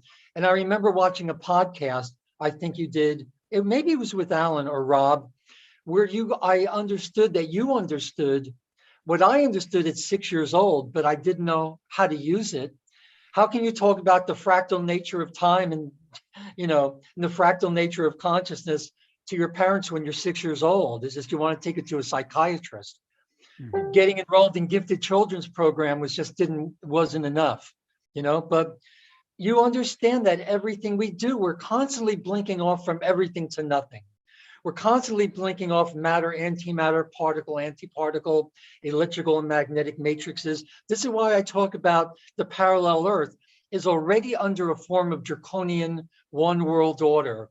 And the MK Ultra, the Monarch program, all this stuff is being, again, facilitated by what we call the children of the black sun. They're human incarnates down here in order for control, domination of the earth, because they want the earth's portals. The earth's stargates have access to the interdimensional stargates. And if you have access to the earth stargates, the portals, the windows to the interdimensional stargates, especially the metagalactic core in Orion, Montauk, you control the flow of consciousness in and out of a time matrix. And like Alan said, it is true. It's all the all fractalizing itself, re-identifying itself, subdividing itself, as you put, Alan, in the chat. The all constantly and continually subdividing itself into smaller and smaller and smaller sections, God's holy sparks, as they talk about in the Kabbalah, only to remember itself. This is the game, the breathing rhythm of the cosmos. Why something that was a total unity would choose to fractalize itself, right? To separate, to go into levels and levels of separation. But I think it's to bring that at each cycle, 950 billion year cycle, they may have gotten the background radiation of the last Big Bang. They're just so far out of the park. And let them, because if they knew a lot of these technologies, you can imagine the weapon systems they would come up with. But Alan, I think you've interviewed a lot of these people. We know them. We knew them very well, all based on trauma. They knew how to separate or how to take a human consciousness and sort of separate. I think what Marina's saying, it is a work in progress. I don't think Duncan ever actually did heal the traumas from the Montauk experience. No, he never did. He never did. Pain, all this trauma, you know. And Preston actually never did. And I don't think Bielik healed it either. So, I mean, That's I'm not judging like it. I'm just saying that. To be able to have survived that with your consciousness intact. I know, and to have done the shadow work, which usually gets in the way. You know, the shadow has its own agenda. That's shadow what Marina is very saying. Complex. She's saying that in order to heal the trauma, right? I think that's what you're saying, Marina. You have to do the shadow work. It's like a mirror that's cracked into 1,000 pieces, right? You have all these different facets, but they're not aligned. And this is their specialty. So like a neo-Reichian sort of thing, they know what pain can do. And they also know the very exotic biochemistries that are created, the adrenochrome and all that kind of stuff. And boy, once you, with advanced genetic codes, this is why they chose the women, the Magdalene women, the Benjamin women, Alan, of the Benjamin tribe, the Benjaminites, because the Benjamin women, which there were lots of in Galilee and Bethlehem at the time, they were the spawn of the Nephilim, Anunnaki, and human females. And they became the Benjamin tribe of Israel. And that's why the Benjamins were called the abominations, because they had a lot of that alien Anunnaki DNA. But because of their genetics, they were able to generate very, very exotic biochemistries, ascension elements within their bodies, which is why they were chosen to be the sacred priests in the temples, in the Holy of Holies, where they got a taste of the Christos. But unfortunately, the Anunnaki, they found that using certain devices, they could initiate partial ascension of angelic races at the time. And then they would harvest the manna bread. In the act of ascension, this, what we call the celestialine wave, manifests on the surface of the skin in contact with the atmospheric oxygen as a bluish white powder, this white powder gold. And they imbibe it and they can do partial ascension, but it's very addictive. And it starts really messing with the DNA. Give us this day our daily bread and forgive us our trespasses. You know, it's very interesting. The Lord's Prayer could be an apology by certain Anunnaki races for having misused angelic races in the past. In RT, go ahead, Alan. No, I love what you're saying. And I think it's great. And I think that is what, you know, the white powder of gold was originally used for, to accelerate. But I'm just curious about Marina's process of working with the dark side in yourself, and how do you clear it? So something comes up, a negative thought, and what do you do? What's a practical way all of us can work with that parts of ourselves? You know, one of their manipulations, it's that they will present to you your shadow's consciousness alters, let's say, the shadow aspect of your consciousness, of your beingness, as who you truly are. And they will make you feel guilty of that. So you will, let's say, become attached to an identity that is not aligned with who you truly are. So when you really understand the structure of consciousness, the physics of consciousness, and you realize that all of the things that are not bringing you joy, that are dimming your light, that you're scared of, that you are vibrating in fear, it's the opposite of who you are. It's not just that it's not who you are, it's the opposite of who you are. Beautiful. So when I realized that, and I was like, no, you're not going to make me feel guilty of this. This is the opposite of who I truly am. I'm in the different orientation in the spectrum, in the direction of the spectrum that separates, the dark and the light. It's when I was able to transcend a lot of that guilt that they programmed me with for a long time. It's a deception. But when you're a physicist or when you know metaphysics, you can transcend, MK Ultra. No, that's so key, because we're feeling guilty or shame or trauma. We think it is who we are. And then when you have the perspective of the divine self, we know that we're not that. But the work is pulling out those hidden parts that still have those maybe lineage beliefs that we've inherited, even the miasms, as Phil says. Yeah, They would like to understand what it really does. There's to get just a little technical for a second. There's a mid-council Elohim. Okay, a decision was made. A lot of the original Terneusium humans, we're talking about 560, 550 million years ago, mutated and went into align themselves with digressive races. Why are these races digressive? Why do they hold these agendas? Because a long, long time ago, they did hybridization that didn't respect the law of one, that didn't respect the true physics and metaphysics of consciousness and creation. They violated spiritual law. They forced a lot of these hybridizations, which they're still continuing to do now, to get certain genes active and whatnot. We'll talk about that in a second. But the original Terneusium, a decision was made. It's important to understand this, because I think in a few minutes, we're going to talk about Aryan's Hyperbornea. We're going to talk about the Vril as much as we can in the time we have left, although I think we're doing pretty good on time. There was a decision was made to assist the mutated Anunnaki. It's called the Terneusium Bellicudium, sons of Belial, Anunnaki race of Tar. Even the original human race split into various factions. Some honored the Emerald Covenant, some didn't. So a hybrid race called the Nephites. I remember the other night we were talking about the origin of the Hebrew Jewish races. Well, this gets to the heart of it. A hybrid race called the Nephites was formed by combining the Orifim, which is one of our elder races. It's a pure strain Syrian Anuhazi human hybrid, with certain families of the root and cloister races, and a race called the Bellicudium. In many mystical magical teachings, they're called the sons of Belial. Well, this experiment went bad, as this Bellicudium gene code carries recessive elements of reptilian Anunnaki Draconian DNA.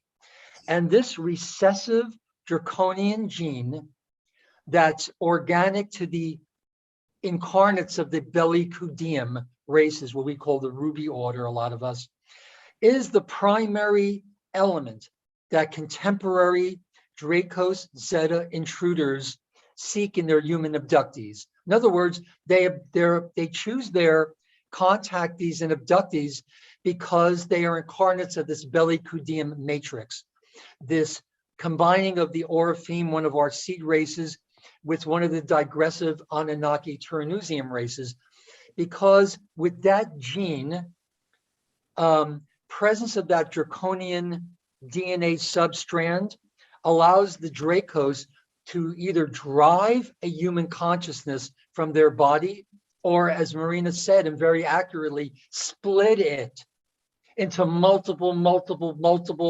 fractionated versions of itself. And that you can use each of those separate versions for your agendas. But you see now, or they can absorb a human consciousness entirely. But now the Draconian reptilian consciousness can completely possess an otherwise human form. This is like literal spirit possession, or what we call forced matrix implant or transplant. But now they have the knowledge. They didn't have this technology before, but now they're using, and I'm not saying this is what the mRNA vaccines are, but what they could very well be when the technology is advanced, they can use genetic windows of infiltration. In other words, they don't have to abduct anymore to mine this Draconian recessive gene so they can come in and replace a human consciousness. They can use genetic windows of infiltration for their Earth Dominion agendas. And I think when Marina and others, just to have survived this, to have survived monarch programming, it's very rare without there being traces of it. That can be scanned, but it takes a lot of the shadow work because I think they focus on the shadow body. Right. There was a question in the chat for Marina, who inflicted the MK Ultra program? How did they find you and discover you? I would say maybe they saw your light, but what do you say? That's right. Well, it's a complex answer because I have many connections to the beings that actually perform this task to me. Not genetically speaking in that sense, but incarnational speaking, and also the reasons why they will target me, such as my hybrid nature, my psychic abilities. It is a secret space program, but I'm talking about the Dark Fleet specifically, that section of the Nazis that made deals with the reptilian Draconian races to actually help them eventually in the domination of the Earth consciousness. And so how am I connected to this is because I have a past life as a Vril, you know. As a Vril. As a Vril.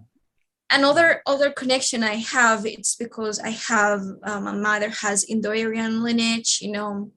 My father was in the Sacred Space program, and I am psychic, and they target psychics and channelers because they want to train them for their super solar programs to make them part of their military groups and use them in many different expeditions and military missions and agendas. And actually, because the people who are channelers like me, they have high potential of disassociating, because channeling, in a sense, it's made through that, let's say, process of disassociation from your physical personality structure, you know, identity. So I was like the perfect target for them because I could, you know, channel all these different programming, all these different energies. So it made me really vulnerable. But how did they know you were channeling all those different energies? How did they discover you? No, I wasn't channeling them. I was born as a channeler because I come from real society, and because I am, I come also from the future as a hybrid, so I have that natural ability. So they know that because the Draconians have technology in which they can scan your DNA and all the genetic connections that you have and develop. And they then dictate, they then communicate to their lower, let's say, people like the minions, like the Greys and the Nazis, what is their task with you? What is that they have to do to you? So they say, this one is vulnerable to, this one is like selected for the moral project. This one goes in the culture project. This one, you know, and they, you know, they assign each person, each DNA, their own missions, abilities, programs, etc. Wow. That's right. I think it's important, Marina, to stress that you are a conscious channel. Yes. That's a very important distinction to make. Were you Maria Orsic of the Vril? Were you another person in the Vril society? Well, I do believe that no one is Marina Orsic. Nobody is the incarnation of her because she's still alive. Though, well, what it can happen is that certain individuals, such as me or another person that I'm aware of, of this planet, is part of the same oversoul collective of Maria Orsic, and that's why they connect to her as a past life aspect. Well, it is not their direct incarnational, it's not connected through incarnational cycle, let's say, because she hasn't passed away yet, transition.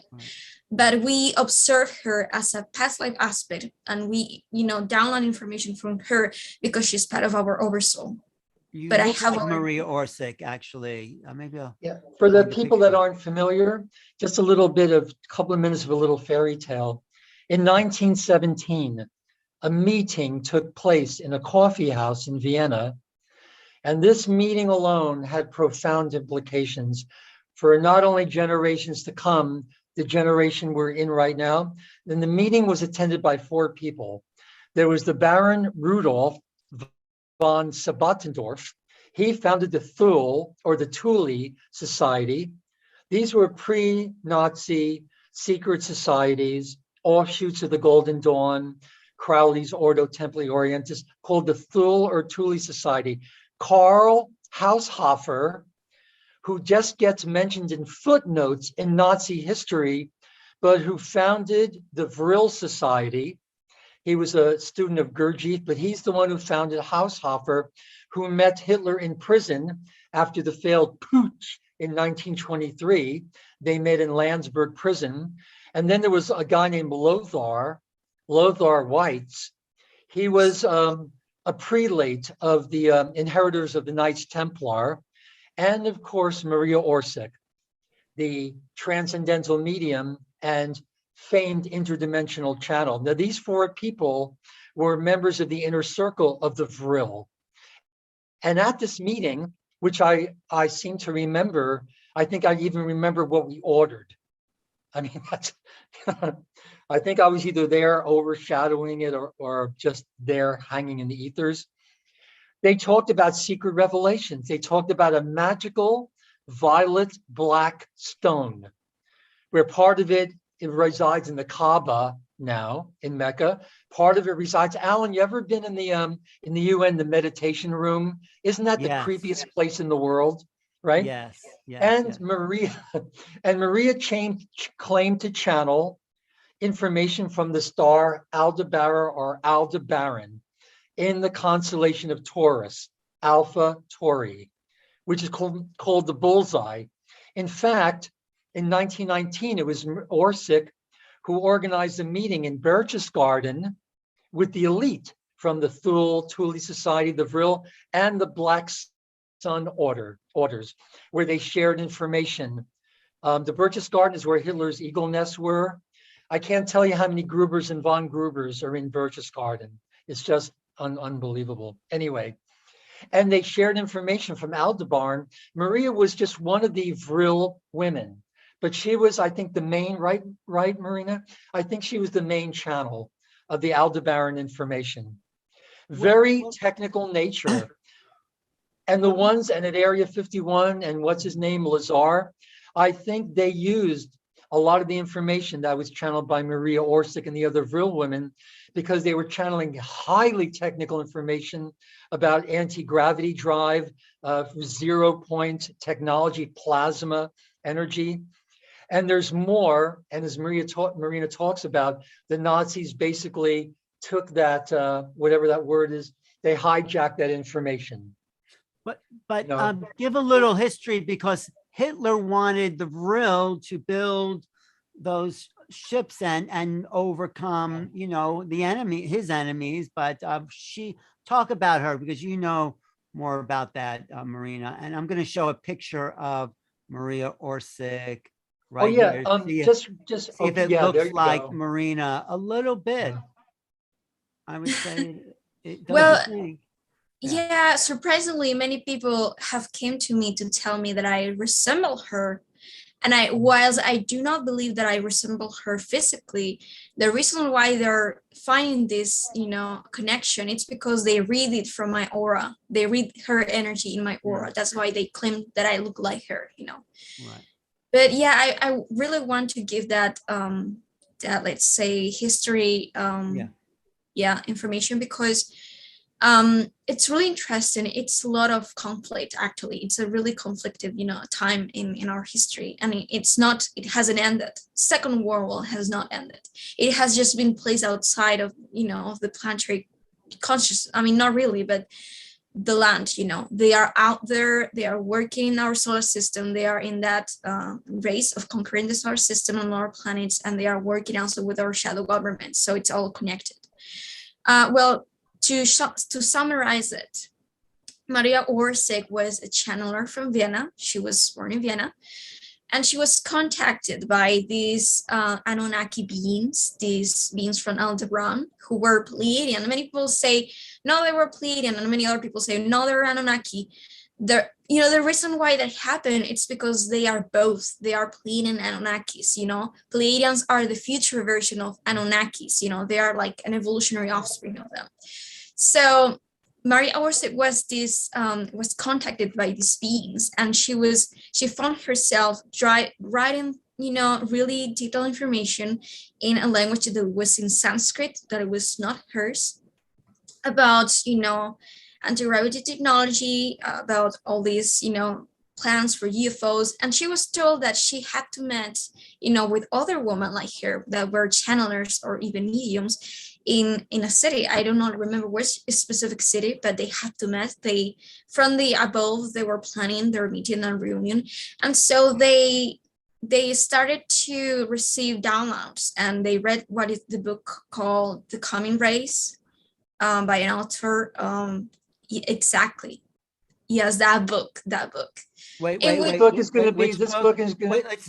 going to be in the mail by the end of today. Wait, what is the name of that book? Phil, what's the name of that book? Come on. Wait, hold it up to your screen. Like The Coming Race by Edward Lord. He was an Lord. English guy, Edward Lord Linton. He was. This little book is going to be in the mail headed for Madrid by the end of today. Okay. And what's in that book, Marina?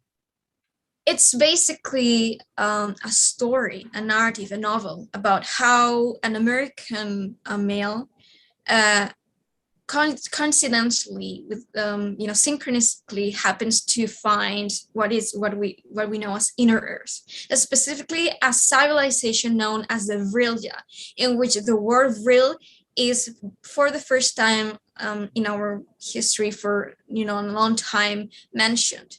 Vril is that, let's say, universal energy that is found in everywhere, in any point of space and time, that can be translated into any different, let's say, universal energy or force, like magnetism, electricity, etc. Every kind of force, because it's like this, holistic, version of energy. It's the, let's say, translation of chi or ki from other Oriental, cultures. When they mention chi and ki, that energy, it's the same that these people were talking about. It's the same, but it's a German word coming from this specific novel. So following it up in that summary, the Aldebaran people communicated to these to Maria Orsic and the Vril Society that there was a rise in shadow people, in shadow government societies, that it was the negative Freemasons and the Jewish societies, not Jewish as a race, but like the societies of the Freemasons, like the Illuminatis, like all these dark magicians from Atlantis that were in their way to conquer the world internally, to conquer that our economic system and our consciousness eventually, because that's how they enslave us.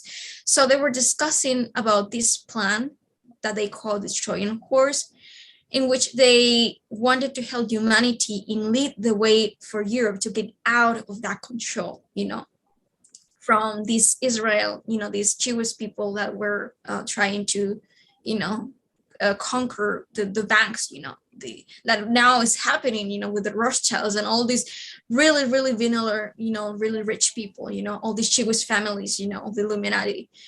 So their plan was to give Germany these technologies, this high advanced technology, so that they will win the war. They will be able to win against, against these people, and eventually free Europe and the world from this negative timeline that was ahead of them, But what happened eventually is that Hitler was actually held by the Vril people and Thule societies to achieve this goal from the Anunnaki, Aldebaran people. But what happened, unfortunately, is that the reptilian Draconians observed, the genetic makeup of Hitler and made it so that they will, from the astral plane, negatively influence and sabotage Hitler as a leader, so that he will start to channel this negative, oriented orientation in his plan, in his goals, and so that's actually how the Nazi party, the Germans, corrupted themselves to become what it is that we know today as this terrifying, genocide and terrifying, aspect of history. And eventually, that's how the secret space program was created, because the Nazis get to agree to make agreements with dark and empire people like the Greys and the reptilian Dracos into this dark elite plan to control the world. And after that, then it's when the how do you call this project? The one in which they migrated to the US. The Nazis, when they get to America. Yeah. Paperclip. Paperclip. Operation Paperclip, yeah. Operation Paperclip. That's actually what they did, as the Jewish people were actually there also, like the Illuminati, and they're also part of this negative Draconian plan. They helped the Nazis get to the US, to that country, to infiltrate into the government system so that they could actually work for the negative reptilian Dracos with Operation Paperclip. That's right. People, I'm so glad we're bringing this up. And Alan, I'm so glad that you led us to this point, and Marina, because we're just not talking about, we're talking about something that not only predates World War II, World War I, we're talking about interdimensional, intergalactic conflicts that once again are manifesting on the earth, and they've all wanted the same thing. And all the Black Ops and all the Monarch and the MK Ultra and the Philadelphia and the Montauk, they want the Vril. They want to master life force energy. They want to master the force. This is that they define the Vril, and the Vrilia, the coming race, is the reemergence of the Vrilia, either from the future, right, or from the inner earth. There's so much, when they channeled at these meetings, Maria Orsic and the others, they not only physical technologies for spacecraft and whatnot, but also mind technologies to open dedicated lines of communication with Aldebaran intelligence, and that there was a wormhole connecting our two systems that could be opened using certain processes. This is what they want, believe me, at CERN. I have been there, I've lectured there. I'm still in communication with them. At CERN, their main objective is opening up the Aldebaran wormhole. Well, but that's the rest of the story of Maria Orsic, is that Hitler wanted to use those UFOs for his army, but she didn't want to work with him because I guess he wasn't such a great guy. So she took off in the UFO through that wormhole, the Aldebaran wormhole, and disappeared. That's right. That's what they say. That's right. When you look at Aldebaran writing, when you look at old High German script. Are you reading Aldebaran lately? This is on what I'm going to be using. This is High German Templar script, which is very, very similar to Aldebaran, which I'm working to translate. It's very, very difficult. Is that just casual reading you're doing there? It's what I do when I'm in the bathroom. All right, that's what I was going to ask. I didn't want to embarrass you. Yeah. But go ahead, Marina. Go ahead. I did a reading to Maria Orsic, and what I found out is that she was chosen to be the main channeler because she had a really specific Anunnaki gene marker, in her genetic makeup. that make her the perfect person to give away this mission, this and this information, So what I read also for her, it's that she went, of course, to Aldebaran, but that's something that we already know. I saw her in the Aldebaran system in my dreams. I had dreams in which I was there and I saw her, and there were some Germans with them. I think they were also women that were part of the British Society. And what I observe is that they are not completely in peace. There seems to be a little bit of conflict altogether. So I'm not aware what's going on right now out there. We don't know anything about her right now, but that's a little bit of the, let's say, of the background that I could see from her, right now. Was she connected to Rudolf Steiner at all? Because they were both. Oh yeah, Alan, they were. They were How? all members of Crowley's OTO, offshoots of the Crowley Golden was Dawn. more English than Steiner was German and Swiss. Yeah, but Steiner was a member of Crowley's Ordo Templi Orientis. He was? I thought he Oh, was absolutely, originally a yes. Theosophist, so. He was, and based a lot of anthroposophy based on a lot of the tenets of Crowley's Ordo Templi Orientis, actually. And Steiner had a lot of information on the root races, especially emphasizing Polarian Hyperborea or Hyperbornea and the cataclysms that caused their certain groups to emigrate from Hyperbornea into various regions of the world on the surface or under the surface.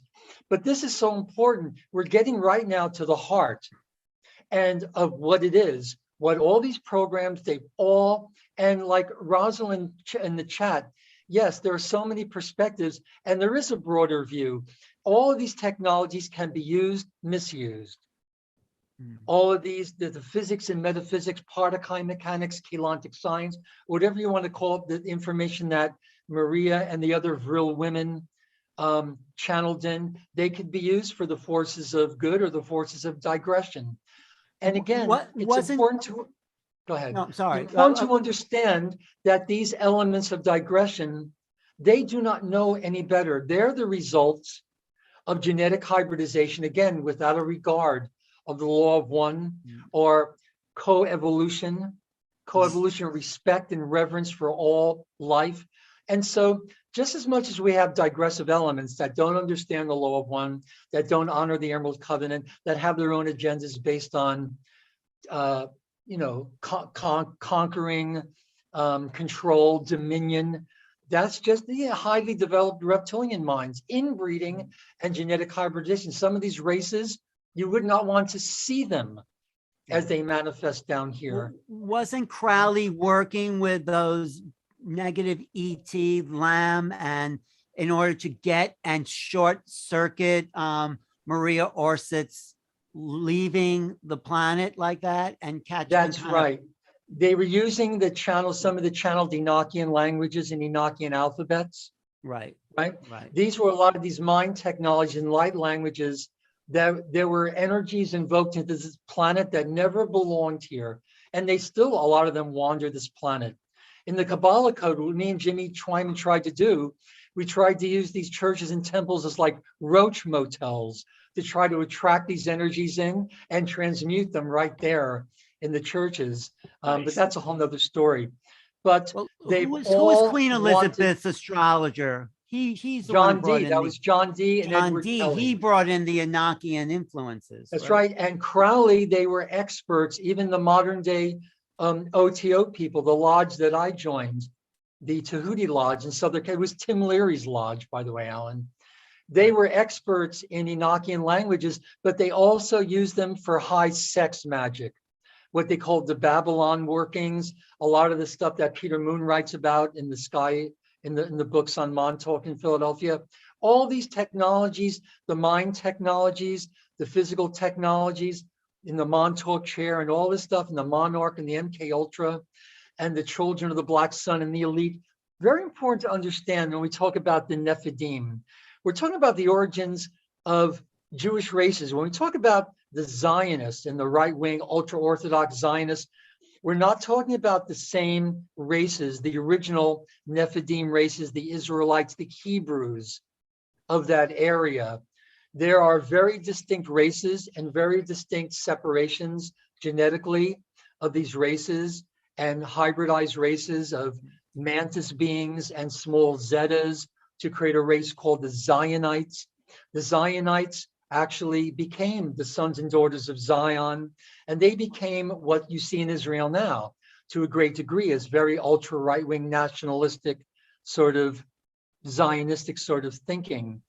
But that's not the same thinking that went into what Well, was don't 2000 forget or the, 3,500 years ago. you know, the Khazarians that became Jewish and weren't Semitic at all, that were separate from that original root race. So that's another Absolutely. So aspect. this is why understanding the Ashkenazi, true yeah. history, the lost forbidden history of how these races divided, diverged, who is really who, you know, who is connected to what genetic line and this and that. It's important to understand because our past is our future. A lot of us, Marina, a lot of us, probably everybody here has come from the future. And I think it's important to understand that what takes place in the higher dimensions or the higher densities or harmonics takes place in our future. So that we Marina come came from from the the future. future. So you've made it out of a potential future that you're coming back to make sure we get to that place that you can complete that cycle. Is that it, Marina? Yes, and we come with really specific codes in our genetic markers that when they get activated, they all these downloads, no matter for what, as the genetic windows that we have, as Phil said, will be communicated here to our let's say physical consciousness. So by integrating that, we will pave the road, metaphysically speaking, in frequency, so that we can actually walk that path of that timeline that we come from. So there's still more genetic markers for you, it seems, Marina, that will be activated as you kind of become Yeah, and more of a everyone public. responsibility. No, but you're becoming With more of a integration public of the speaker. shadow body, that's why the shadow body healing is so important. The shadow body must be integrated or it must be set on its own path, really. Right. And you wish it well, you wish it love. But I think the optimal thing, wouldn't you agree, Marina, is to integrate that shadow body. Because it is us. It's no more or less us than us. Oops, sorry. And so we have to embrace it. But if it's not going to walk the path with us, just like people in this life, in terrestrial, earthly 3D life, if someone's not supporting our path, our chosen, hopefully conscious path to ascend, to evolve, our true evolutionary path, then we have to have the courage to let them go. We have to love them enough to honor the decisions they made, either whether it was based in ignorance or naivete. They've made their decisions, we've made ours, and we have to honor ours because we're all here to serve. And when we find that way to be of the greatest and most dedicated service to us, the planet, to God, to source, that's when we find our real reason for being. And we find the fellowship that unites us, and also that sense of existential longing that we're only really beginning to feel fulfilled now when we meet kindred souls and kindred spirits. And we awaken that memory within them by the work that we do. Like little fireflies, remember we talked last night, and Alan talked about it.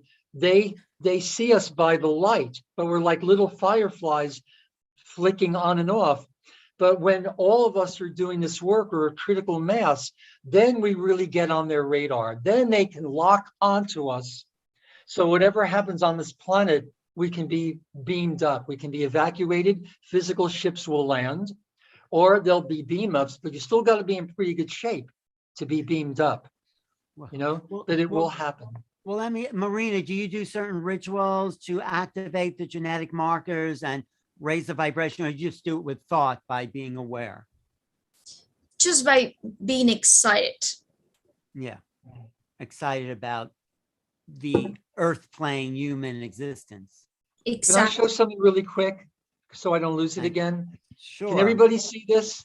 Yes. Everybody see this? Yes. Oh, you're going to love this. Make it a bigger screen. Make it a large screen. I will. That square.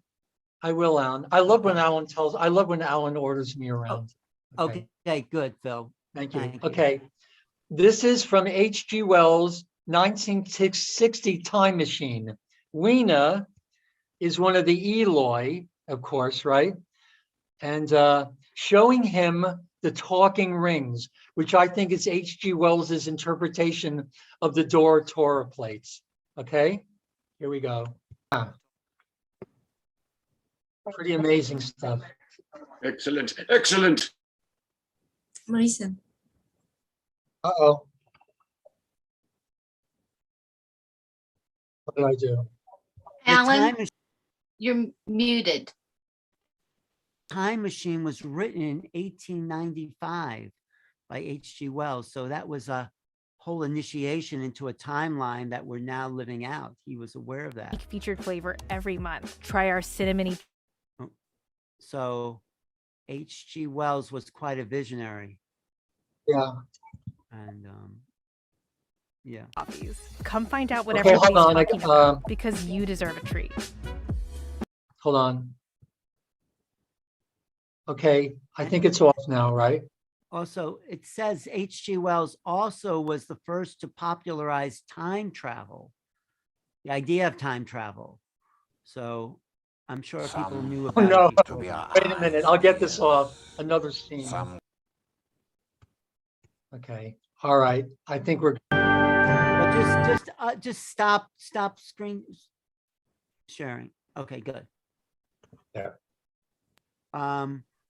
So Marina, if you take on all that, if we look at all the Vril, the lessons from the Vril and where we're at now, what do you think the future, what's the next step? Yeah, we have to work on ourselves. We have to, but so as a planetary race, what do you see in this next year? Yeah. We need to develop discernment, because as we are observing right now, there are so many groups, so many different agendas, playing out on Earth right now, that I think discernment is key to move forward in our own path, because many times we're being manipulated, many times we're being controlled in a sense, even if you're not part of main culture. We all receive mind control collectively, but control is an illusion. We can just look at things and observe if it's serving us, if it's for the best of everyone or not. And it's a difficult path, because I myself had to go forward with it, and it's hard because, for example, one of my missions here, one of my highest excitement, is to be a physicist. But at the same time, the Nazis wanted that I was a physicist for using me in these Antarctica operations and everything. And so I had times in which I was really lost, saying, well, am I being in line with something negative if I follow my excitement? But then the hybrid consciousness and ancient knowledge comes to me and says, you can only be what you are, which is love, light, unity, through who you are. So how can you say no to who you are because of whatever thing that the narrative says? That the elite wants me to be a physicist because this or because that. That's a narrative. That's noise. I don't care about them. Right. That's not the principal harmonic. It's all about me being me more of who I truly am. Everyone being more who they truly are. That's it. The rest just will unfold in relationship to your relationship to that and yourself. So as long as I have fun with it and it's my excitement and I'm passionate about it, I am with the light, and nobody can, dim that light, even if they are. Beautiful. So Just imagine. Go ahead, Alan. I just had one more question for Maria. Tell us what's happened in Antarctica and what's going on there now as far as current and ancient civilizations. Well, the Nazis observed that there are Anunnakis and ancient portals to inner Earth right there in Antarctica, and so they're working there. I have been there, as a super soldier. They have submarines. I have been in some of them. They have a lot of the looking glass. They have lots of infrastructures there, for many matters, and they have ships, and they have even explorations, like expeditions to inner Earth, because some of them, they are in contact with inner Earth groups, that they're collaborating. But there's a lot of conflict, such as here, because of course there are positive groups and negative groups. So there has been some wars going on right down there in Antarctica, as far as I'm aware. Look at this, Alan. Look at this. You've seen this. Yeah, can everybody see this? Yes.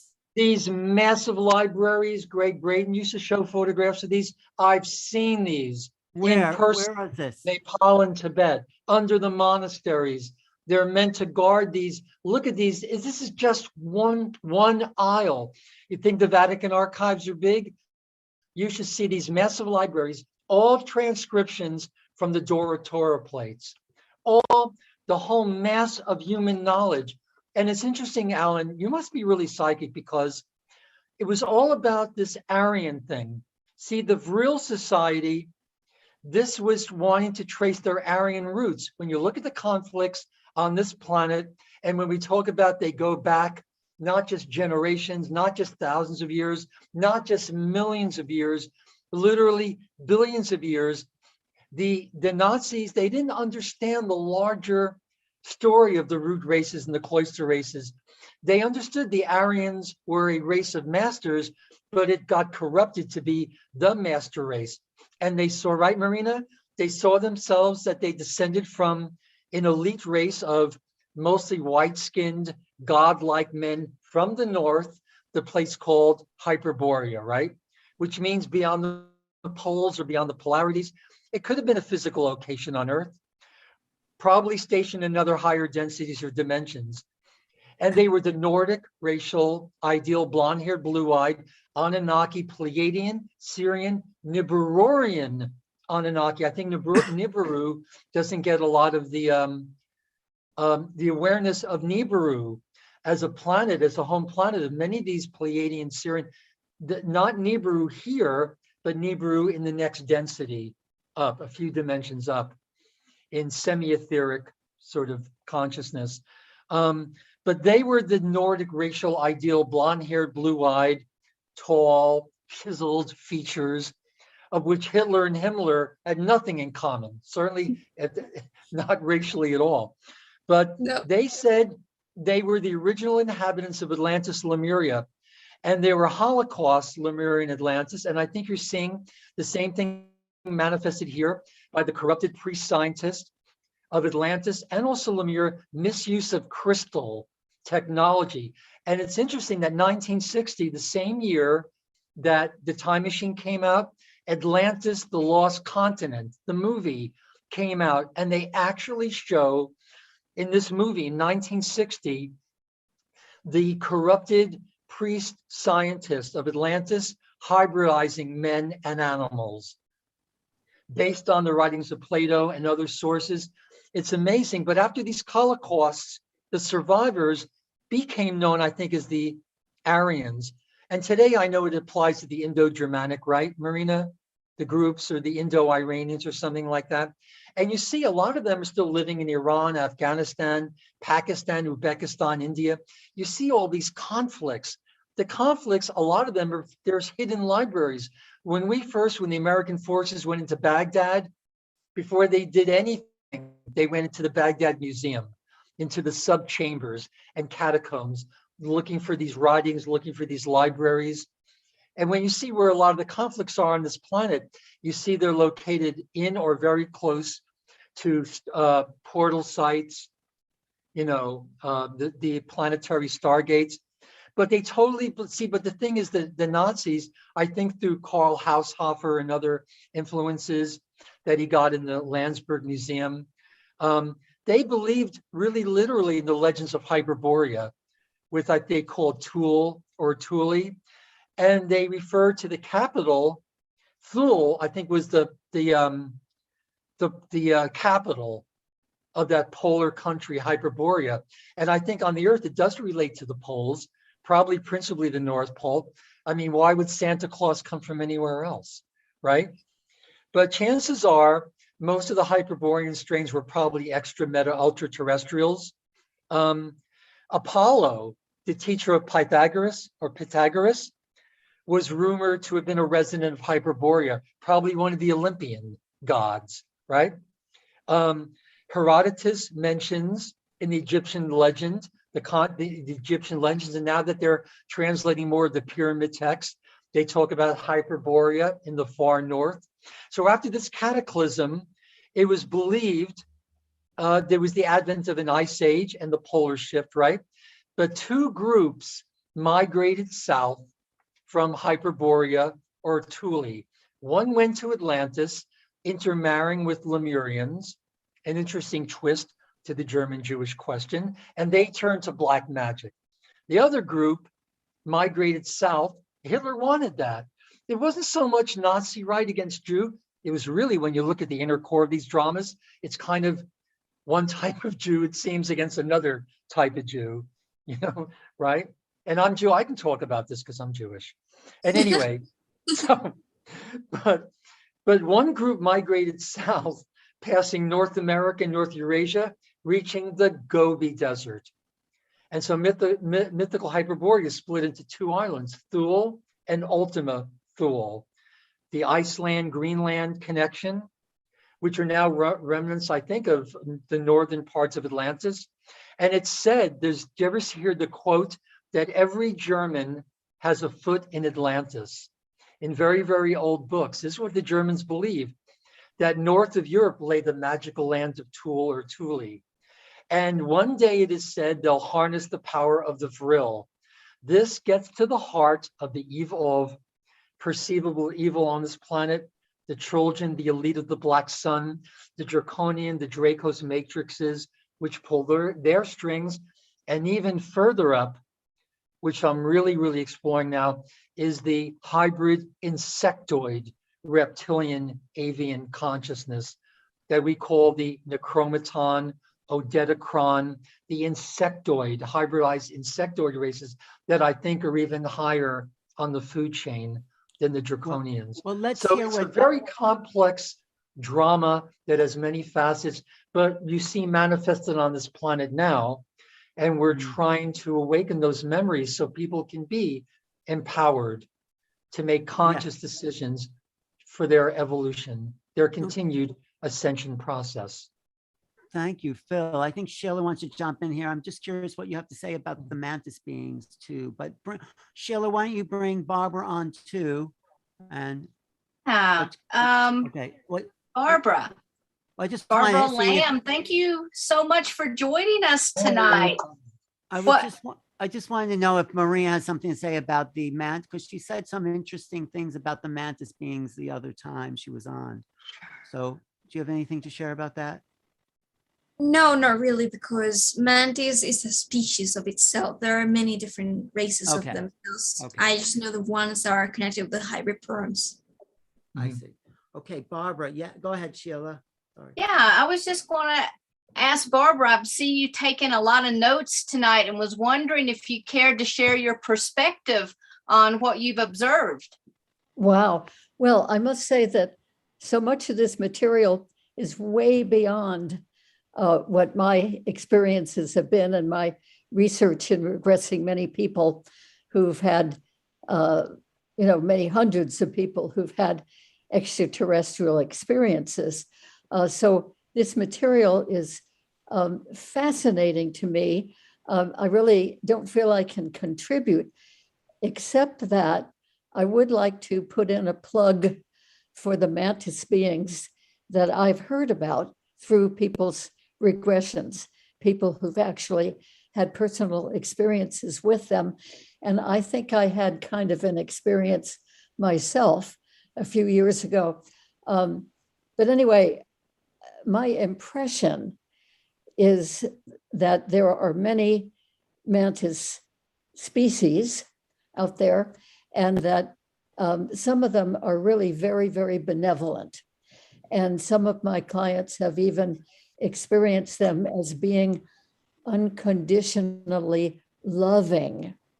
Now, it isn't that they look that way from our human point of view, but that's the way that some of my people have actually experienced them. Some people have done many, many regressions. And again and again and again, they have experiences with the Mantis beings, whom at first they were terrified about when first seeing them. But as they get to have more and more experience with them, they realize what really fine beings are. Also, I think that there's a real connection between the Mantis beings who interact with humans in these covert abduction experiences. I think there's a connection between those beings and our actual praying mantis insects that are here on Earth. And I myself had an experience a few years ago talking to a friend while I was sitting in my garden one weekend afternoon, talking on my cell phone with a friend in Washington State. And for probably at least 20 minutes, because my friend was a nice receptive audience, I found myself talking very enthusiastically on and on about what I knew about the Mantis beings. And I was very passionate about it. I recognized as I was talking about the Mantis beings. And suddenly I looked down on my own lap.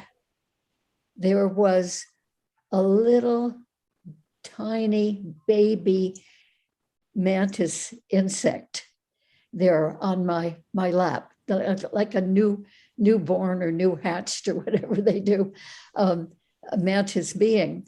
And I thought, what are the chances of that happening with me talking and sending out a lot of positive energy about the Mantis extraterrestrials? And then this little Earth Mantis being, brand new, showed up on my lap when I had never before or since then noticed any other praying mantis beings in my garden. And I was there for a lot of years, 30 years or so, in that home and that garden. So and then telling this story to quite a number of other people, that they realized that once they started putting attention into the Mantis extraterrestrials, that's when they too would see a mantis insect in their own garden or on their windowsill or on the door handle coming into their house. In other words, it seems like once we give attention to them out there, that they show us, in a way, an example of them or representative of them that live here on Earth. So there are many, many stories that people have told me, and I believe them, about talking about the mantis extraterrestrial beings, and then suddenly seeing for the first time in their lives, seeing an actual praying mantis insect. So it seems like there is a real connection somehow, and that some of the mantis beings at least would like us humans to know about them. And that's one of the ways that they reinforce that. Oh, Alan, I got to bring up something. Barbara, God bless you. And I owe it to actually Neil and Portal of Ascension and Alan to have got me over there to California, all the way from Singapore a couple of years ago, where I finally met you in person. And I was literally, I'm not starstruck. I've met Madonna, but I was literally tongue-tied when I actually came up to you. I don't know if you remember, but you brought up a couple of such important points. We have our higher selves. We're connected to our higher identities: Pleiadians, Sirians, Arcturians, Orions, Andromedans, Lyrans. Well, these little minions, these insects, are related to their higher expressions. In most cases, well, the experience I've had with them have been negative, except the mantises that we call the Atheians. They've been some of my most important mentors ever since I was 6 years old. Praying mantises in my backyard used to come around me and Yeah. circle me. Can you imagine that picture? Yes, I And can. this is why, even though they're higher dimensional identities, what we call the Necromaton, Odedicron, very digressive elements, they can't get to me now because I have very powerful protection, but they're little minions down here, mosquitoes, no-see-ums. They still try to torment me with their little insect bites, you know? But Yeah. you were right. And I think when you said at the beginning that the people, of all the people that you've interviewed and put under regression, well, remember, as when you said that this information is new and a little bit maybe hot, the fact is when they continue their evolution, as their genetics begin to activate and evolve, then their memory is going to come back of higher identities stationed in time. Hmm. And you'll be hearing much more of this information, probably much more detailed information about histories, about genetic lineages right now. Because remember, we can only process relative to the level of our gene code is activated. Most people are just working on their fourth strand, processing astral awareness and astral consciousness. And even when it focuses through the three lower dimensions, if they haven't cleared a lot of their karma and miasmic imprint, it's going to get jumbled and scrambled.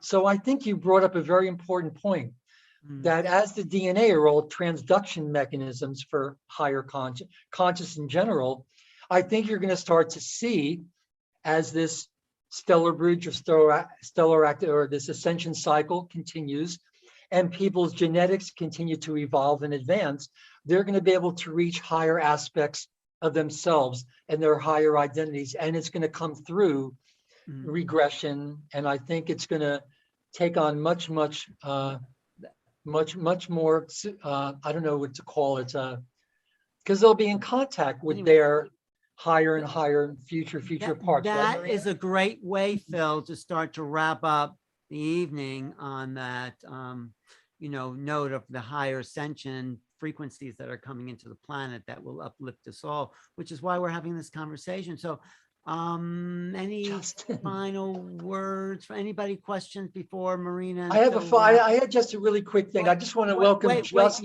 You can get to say the final. We just want to see if anyone has questions here. Any pressing. If not, it's way past Marina's bedtime, I think, by now. But I mean, it's late there. Yeah, you're right. We should wrap. Okay. Yeah. Questions, So comments, Marina, how would you like to leave us this evening as far as the ascension codes, where we're moving into the next wave of, frequency activations that is coming to the earth in this coming year?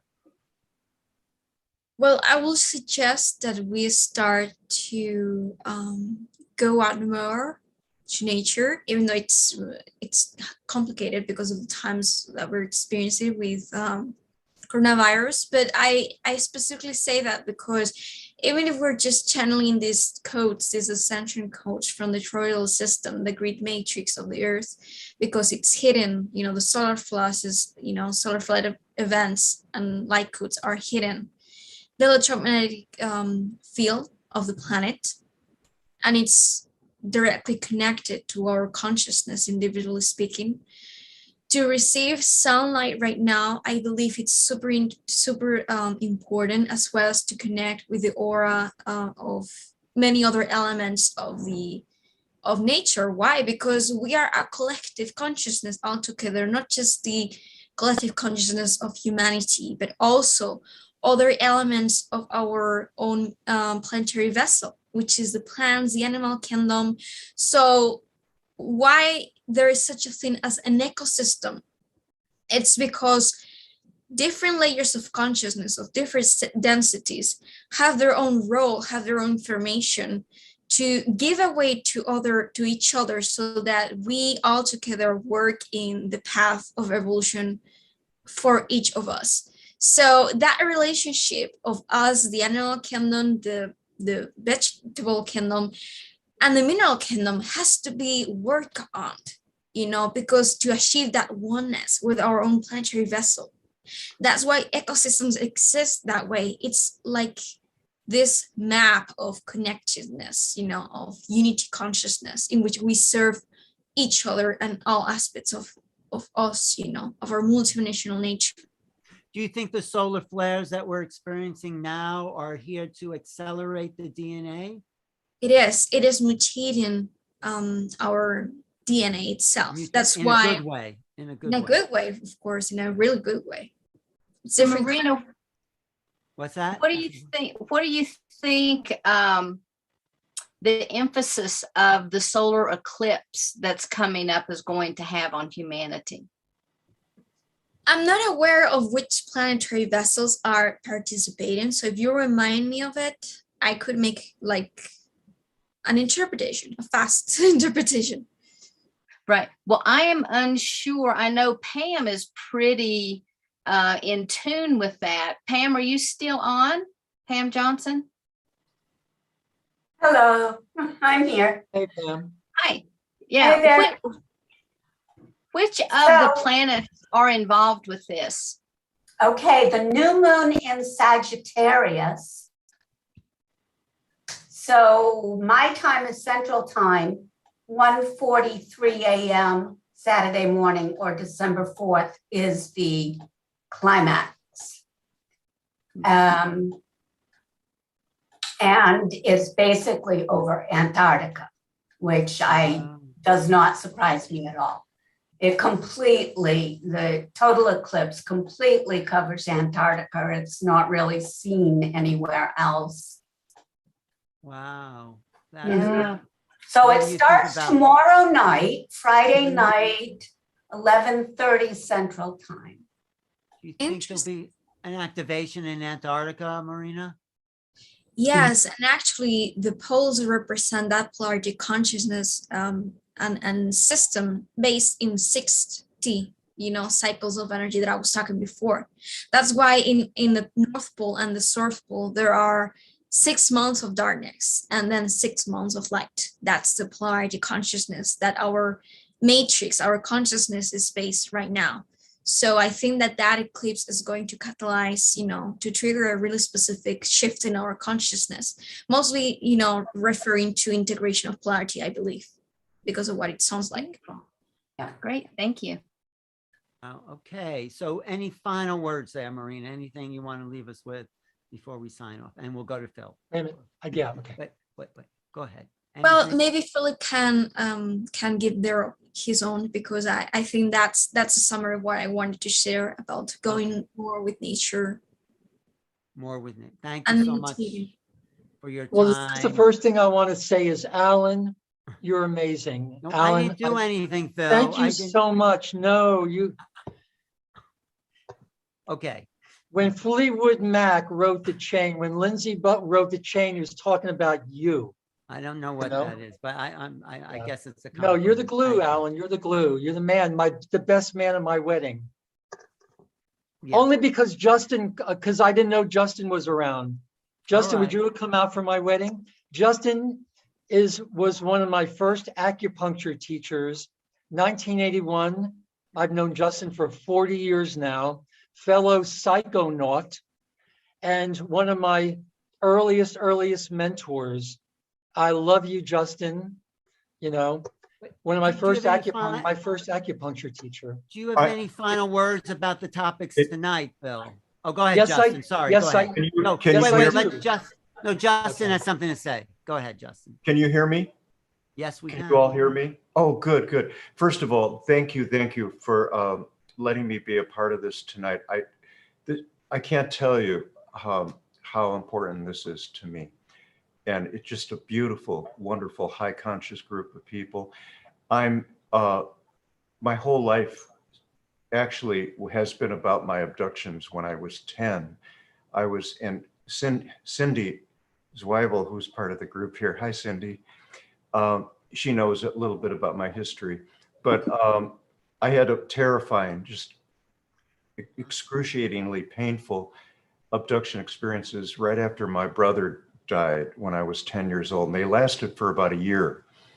And I learned I've gained a lot of abilities from the experience. But during the times when I was abducted, like once or twice a week, it lasted a long time. It was very terrifying. It was very hard. I freaked out a lot of babysitters, let me tell you. And that's another story. But where were you located, Justin, when they abducted you? Chicago, north side of Chicago. My father was a Lutheran minister. I came from a very large, I'm the eldest of 6 kids, and 3 of them are adopted, and it's a great family. The reason I was so attracted, for example, to Chinese medicine at a very early age, and it's where I met Phil at the acupuncture school here. And also I got involved I was in a rock band called the Dirty Words. We made a lot of records in the mid 60s, but a lot of my creativity, a lot of my spiritual knowledge I see it clearly, came from the period of time when between 10 and 11 years old. I've worked with John Mack. Are you all familiar with John Mack and his work? Love Yes. John Mack. Somebody just gave me this great book. Oh, that is a great book. That's the MIT Proceedings.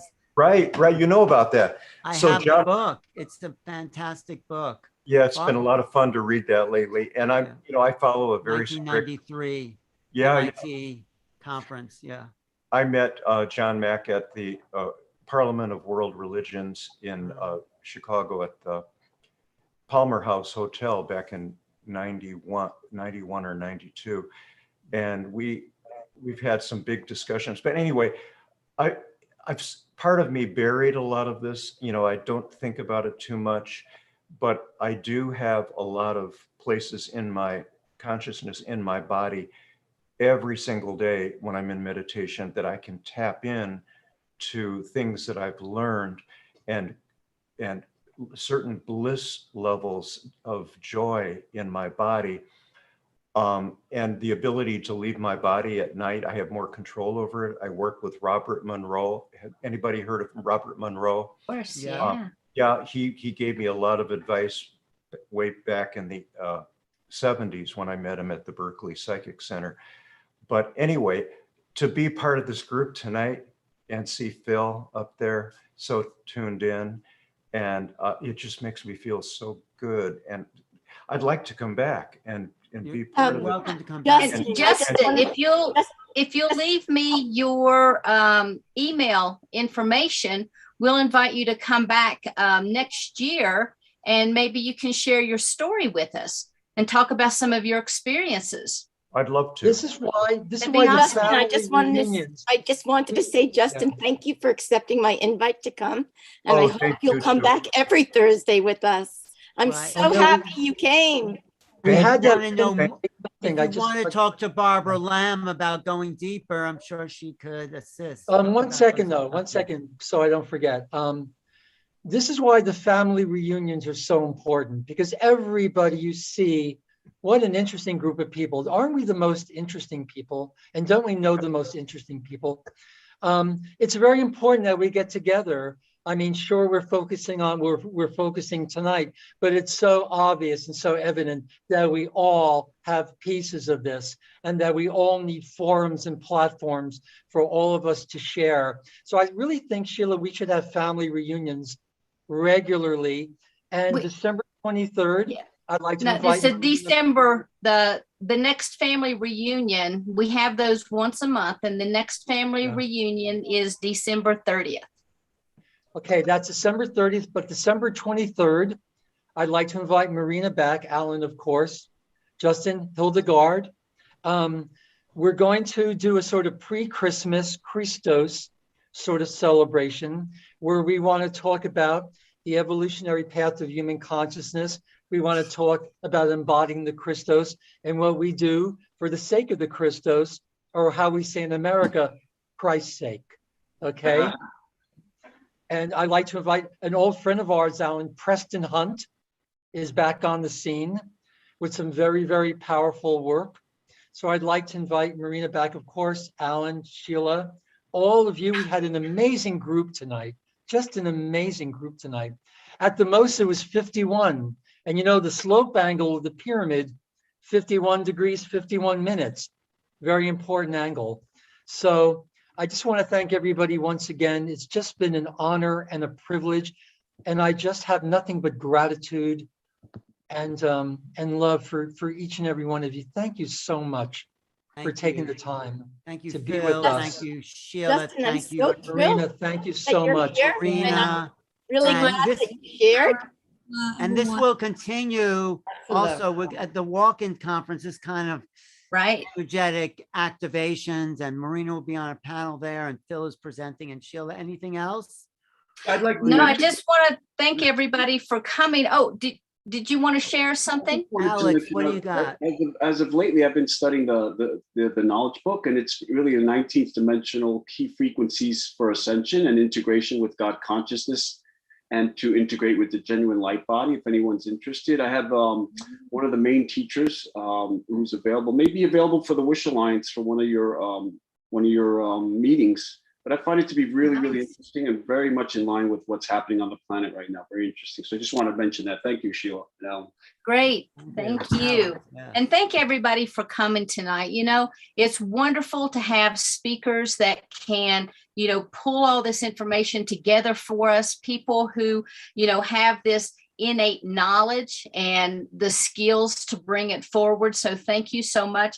Thank you, Phil, for being here tonight and for inviting Marina. Good to see you, Hildegard, and Alan. Always thank you so much for coming, and Cindy and everybody that's out there. I just really appreciate it so much. And if you have not yet signed up to be on our mailing list, please go visit wishalliance.org and sign up so that you don't miss any of these phenomenal meetings. We post the meetings online. We have the links online, but every week we also will send you a reminder, and all you have to do then is just click on it and you can join the meetings. We start the same time at 6 p.m. And then, of course, we do have the walk-in conference coming up. This is the second annual walk-in conference, and I'm extremely excited about the lineup that we have. I think that there's going to be some very large changes in people's lives. I know that after this solar eclipse, I don't know what there is about it, but within my being, I know there's going to be some type of a major shift that's taking place. And so between that, the walk-in conference, and everything that we have that's culminating next year, it's going to be an exciting time. The ascension is up on us, and all of the frequencies are rising, and everyone here is helping to contribute to that. So I thank you all very, very much.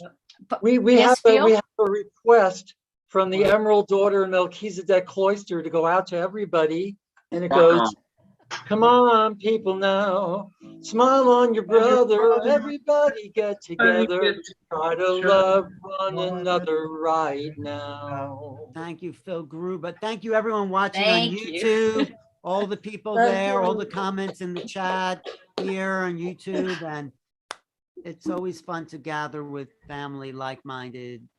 Marina, great to see you. Thank you for your time and your Yes, thank you, everyone. Yes. Have a wonderful Thanks, evening. everyone. Thank you. Thank you, thank you, thank you. Thank you, Bridget. We want to hear from Thank you next you. time. Yes, I think I'm Oh, yes.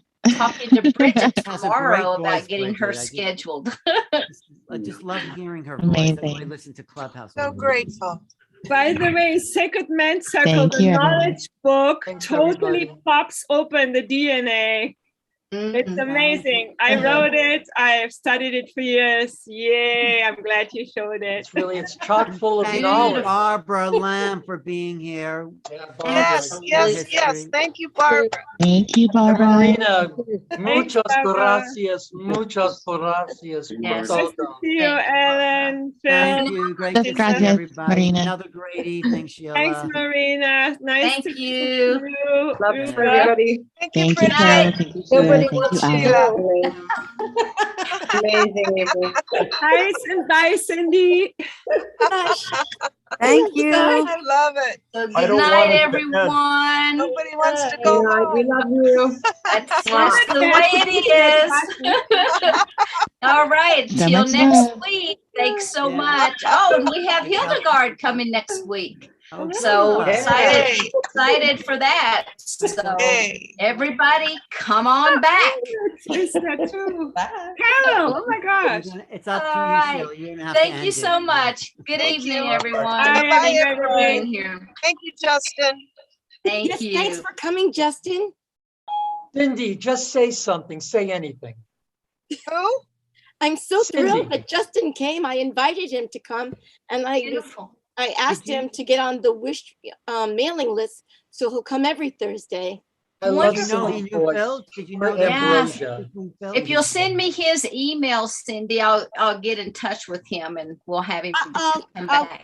send him, on Messenger to send it, Wonderful. send you an email so you can just reply and put him on. Thank You're you. gonna have to end Thank the you. Zoom if we're gonna ever get out of here, Sheila. We are ending the Zoom. Good night, everyone. Bye-bye, everybody. We'll stop recording. Good Bye-bye. night. Bye-bye. Thank you. Good Bye night, bye. everybody. God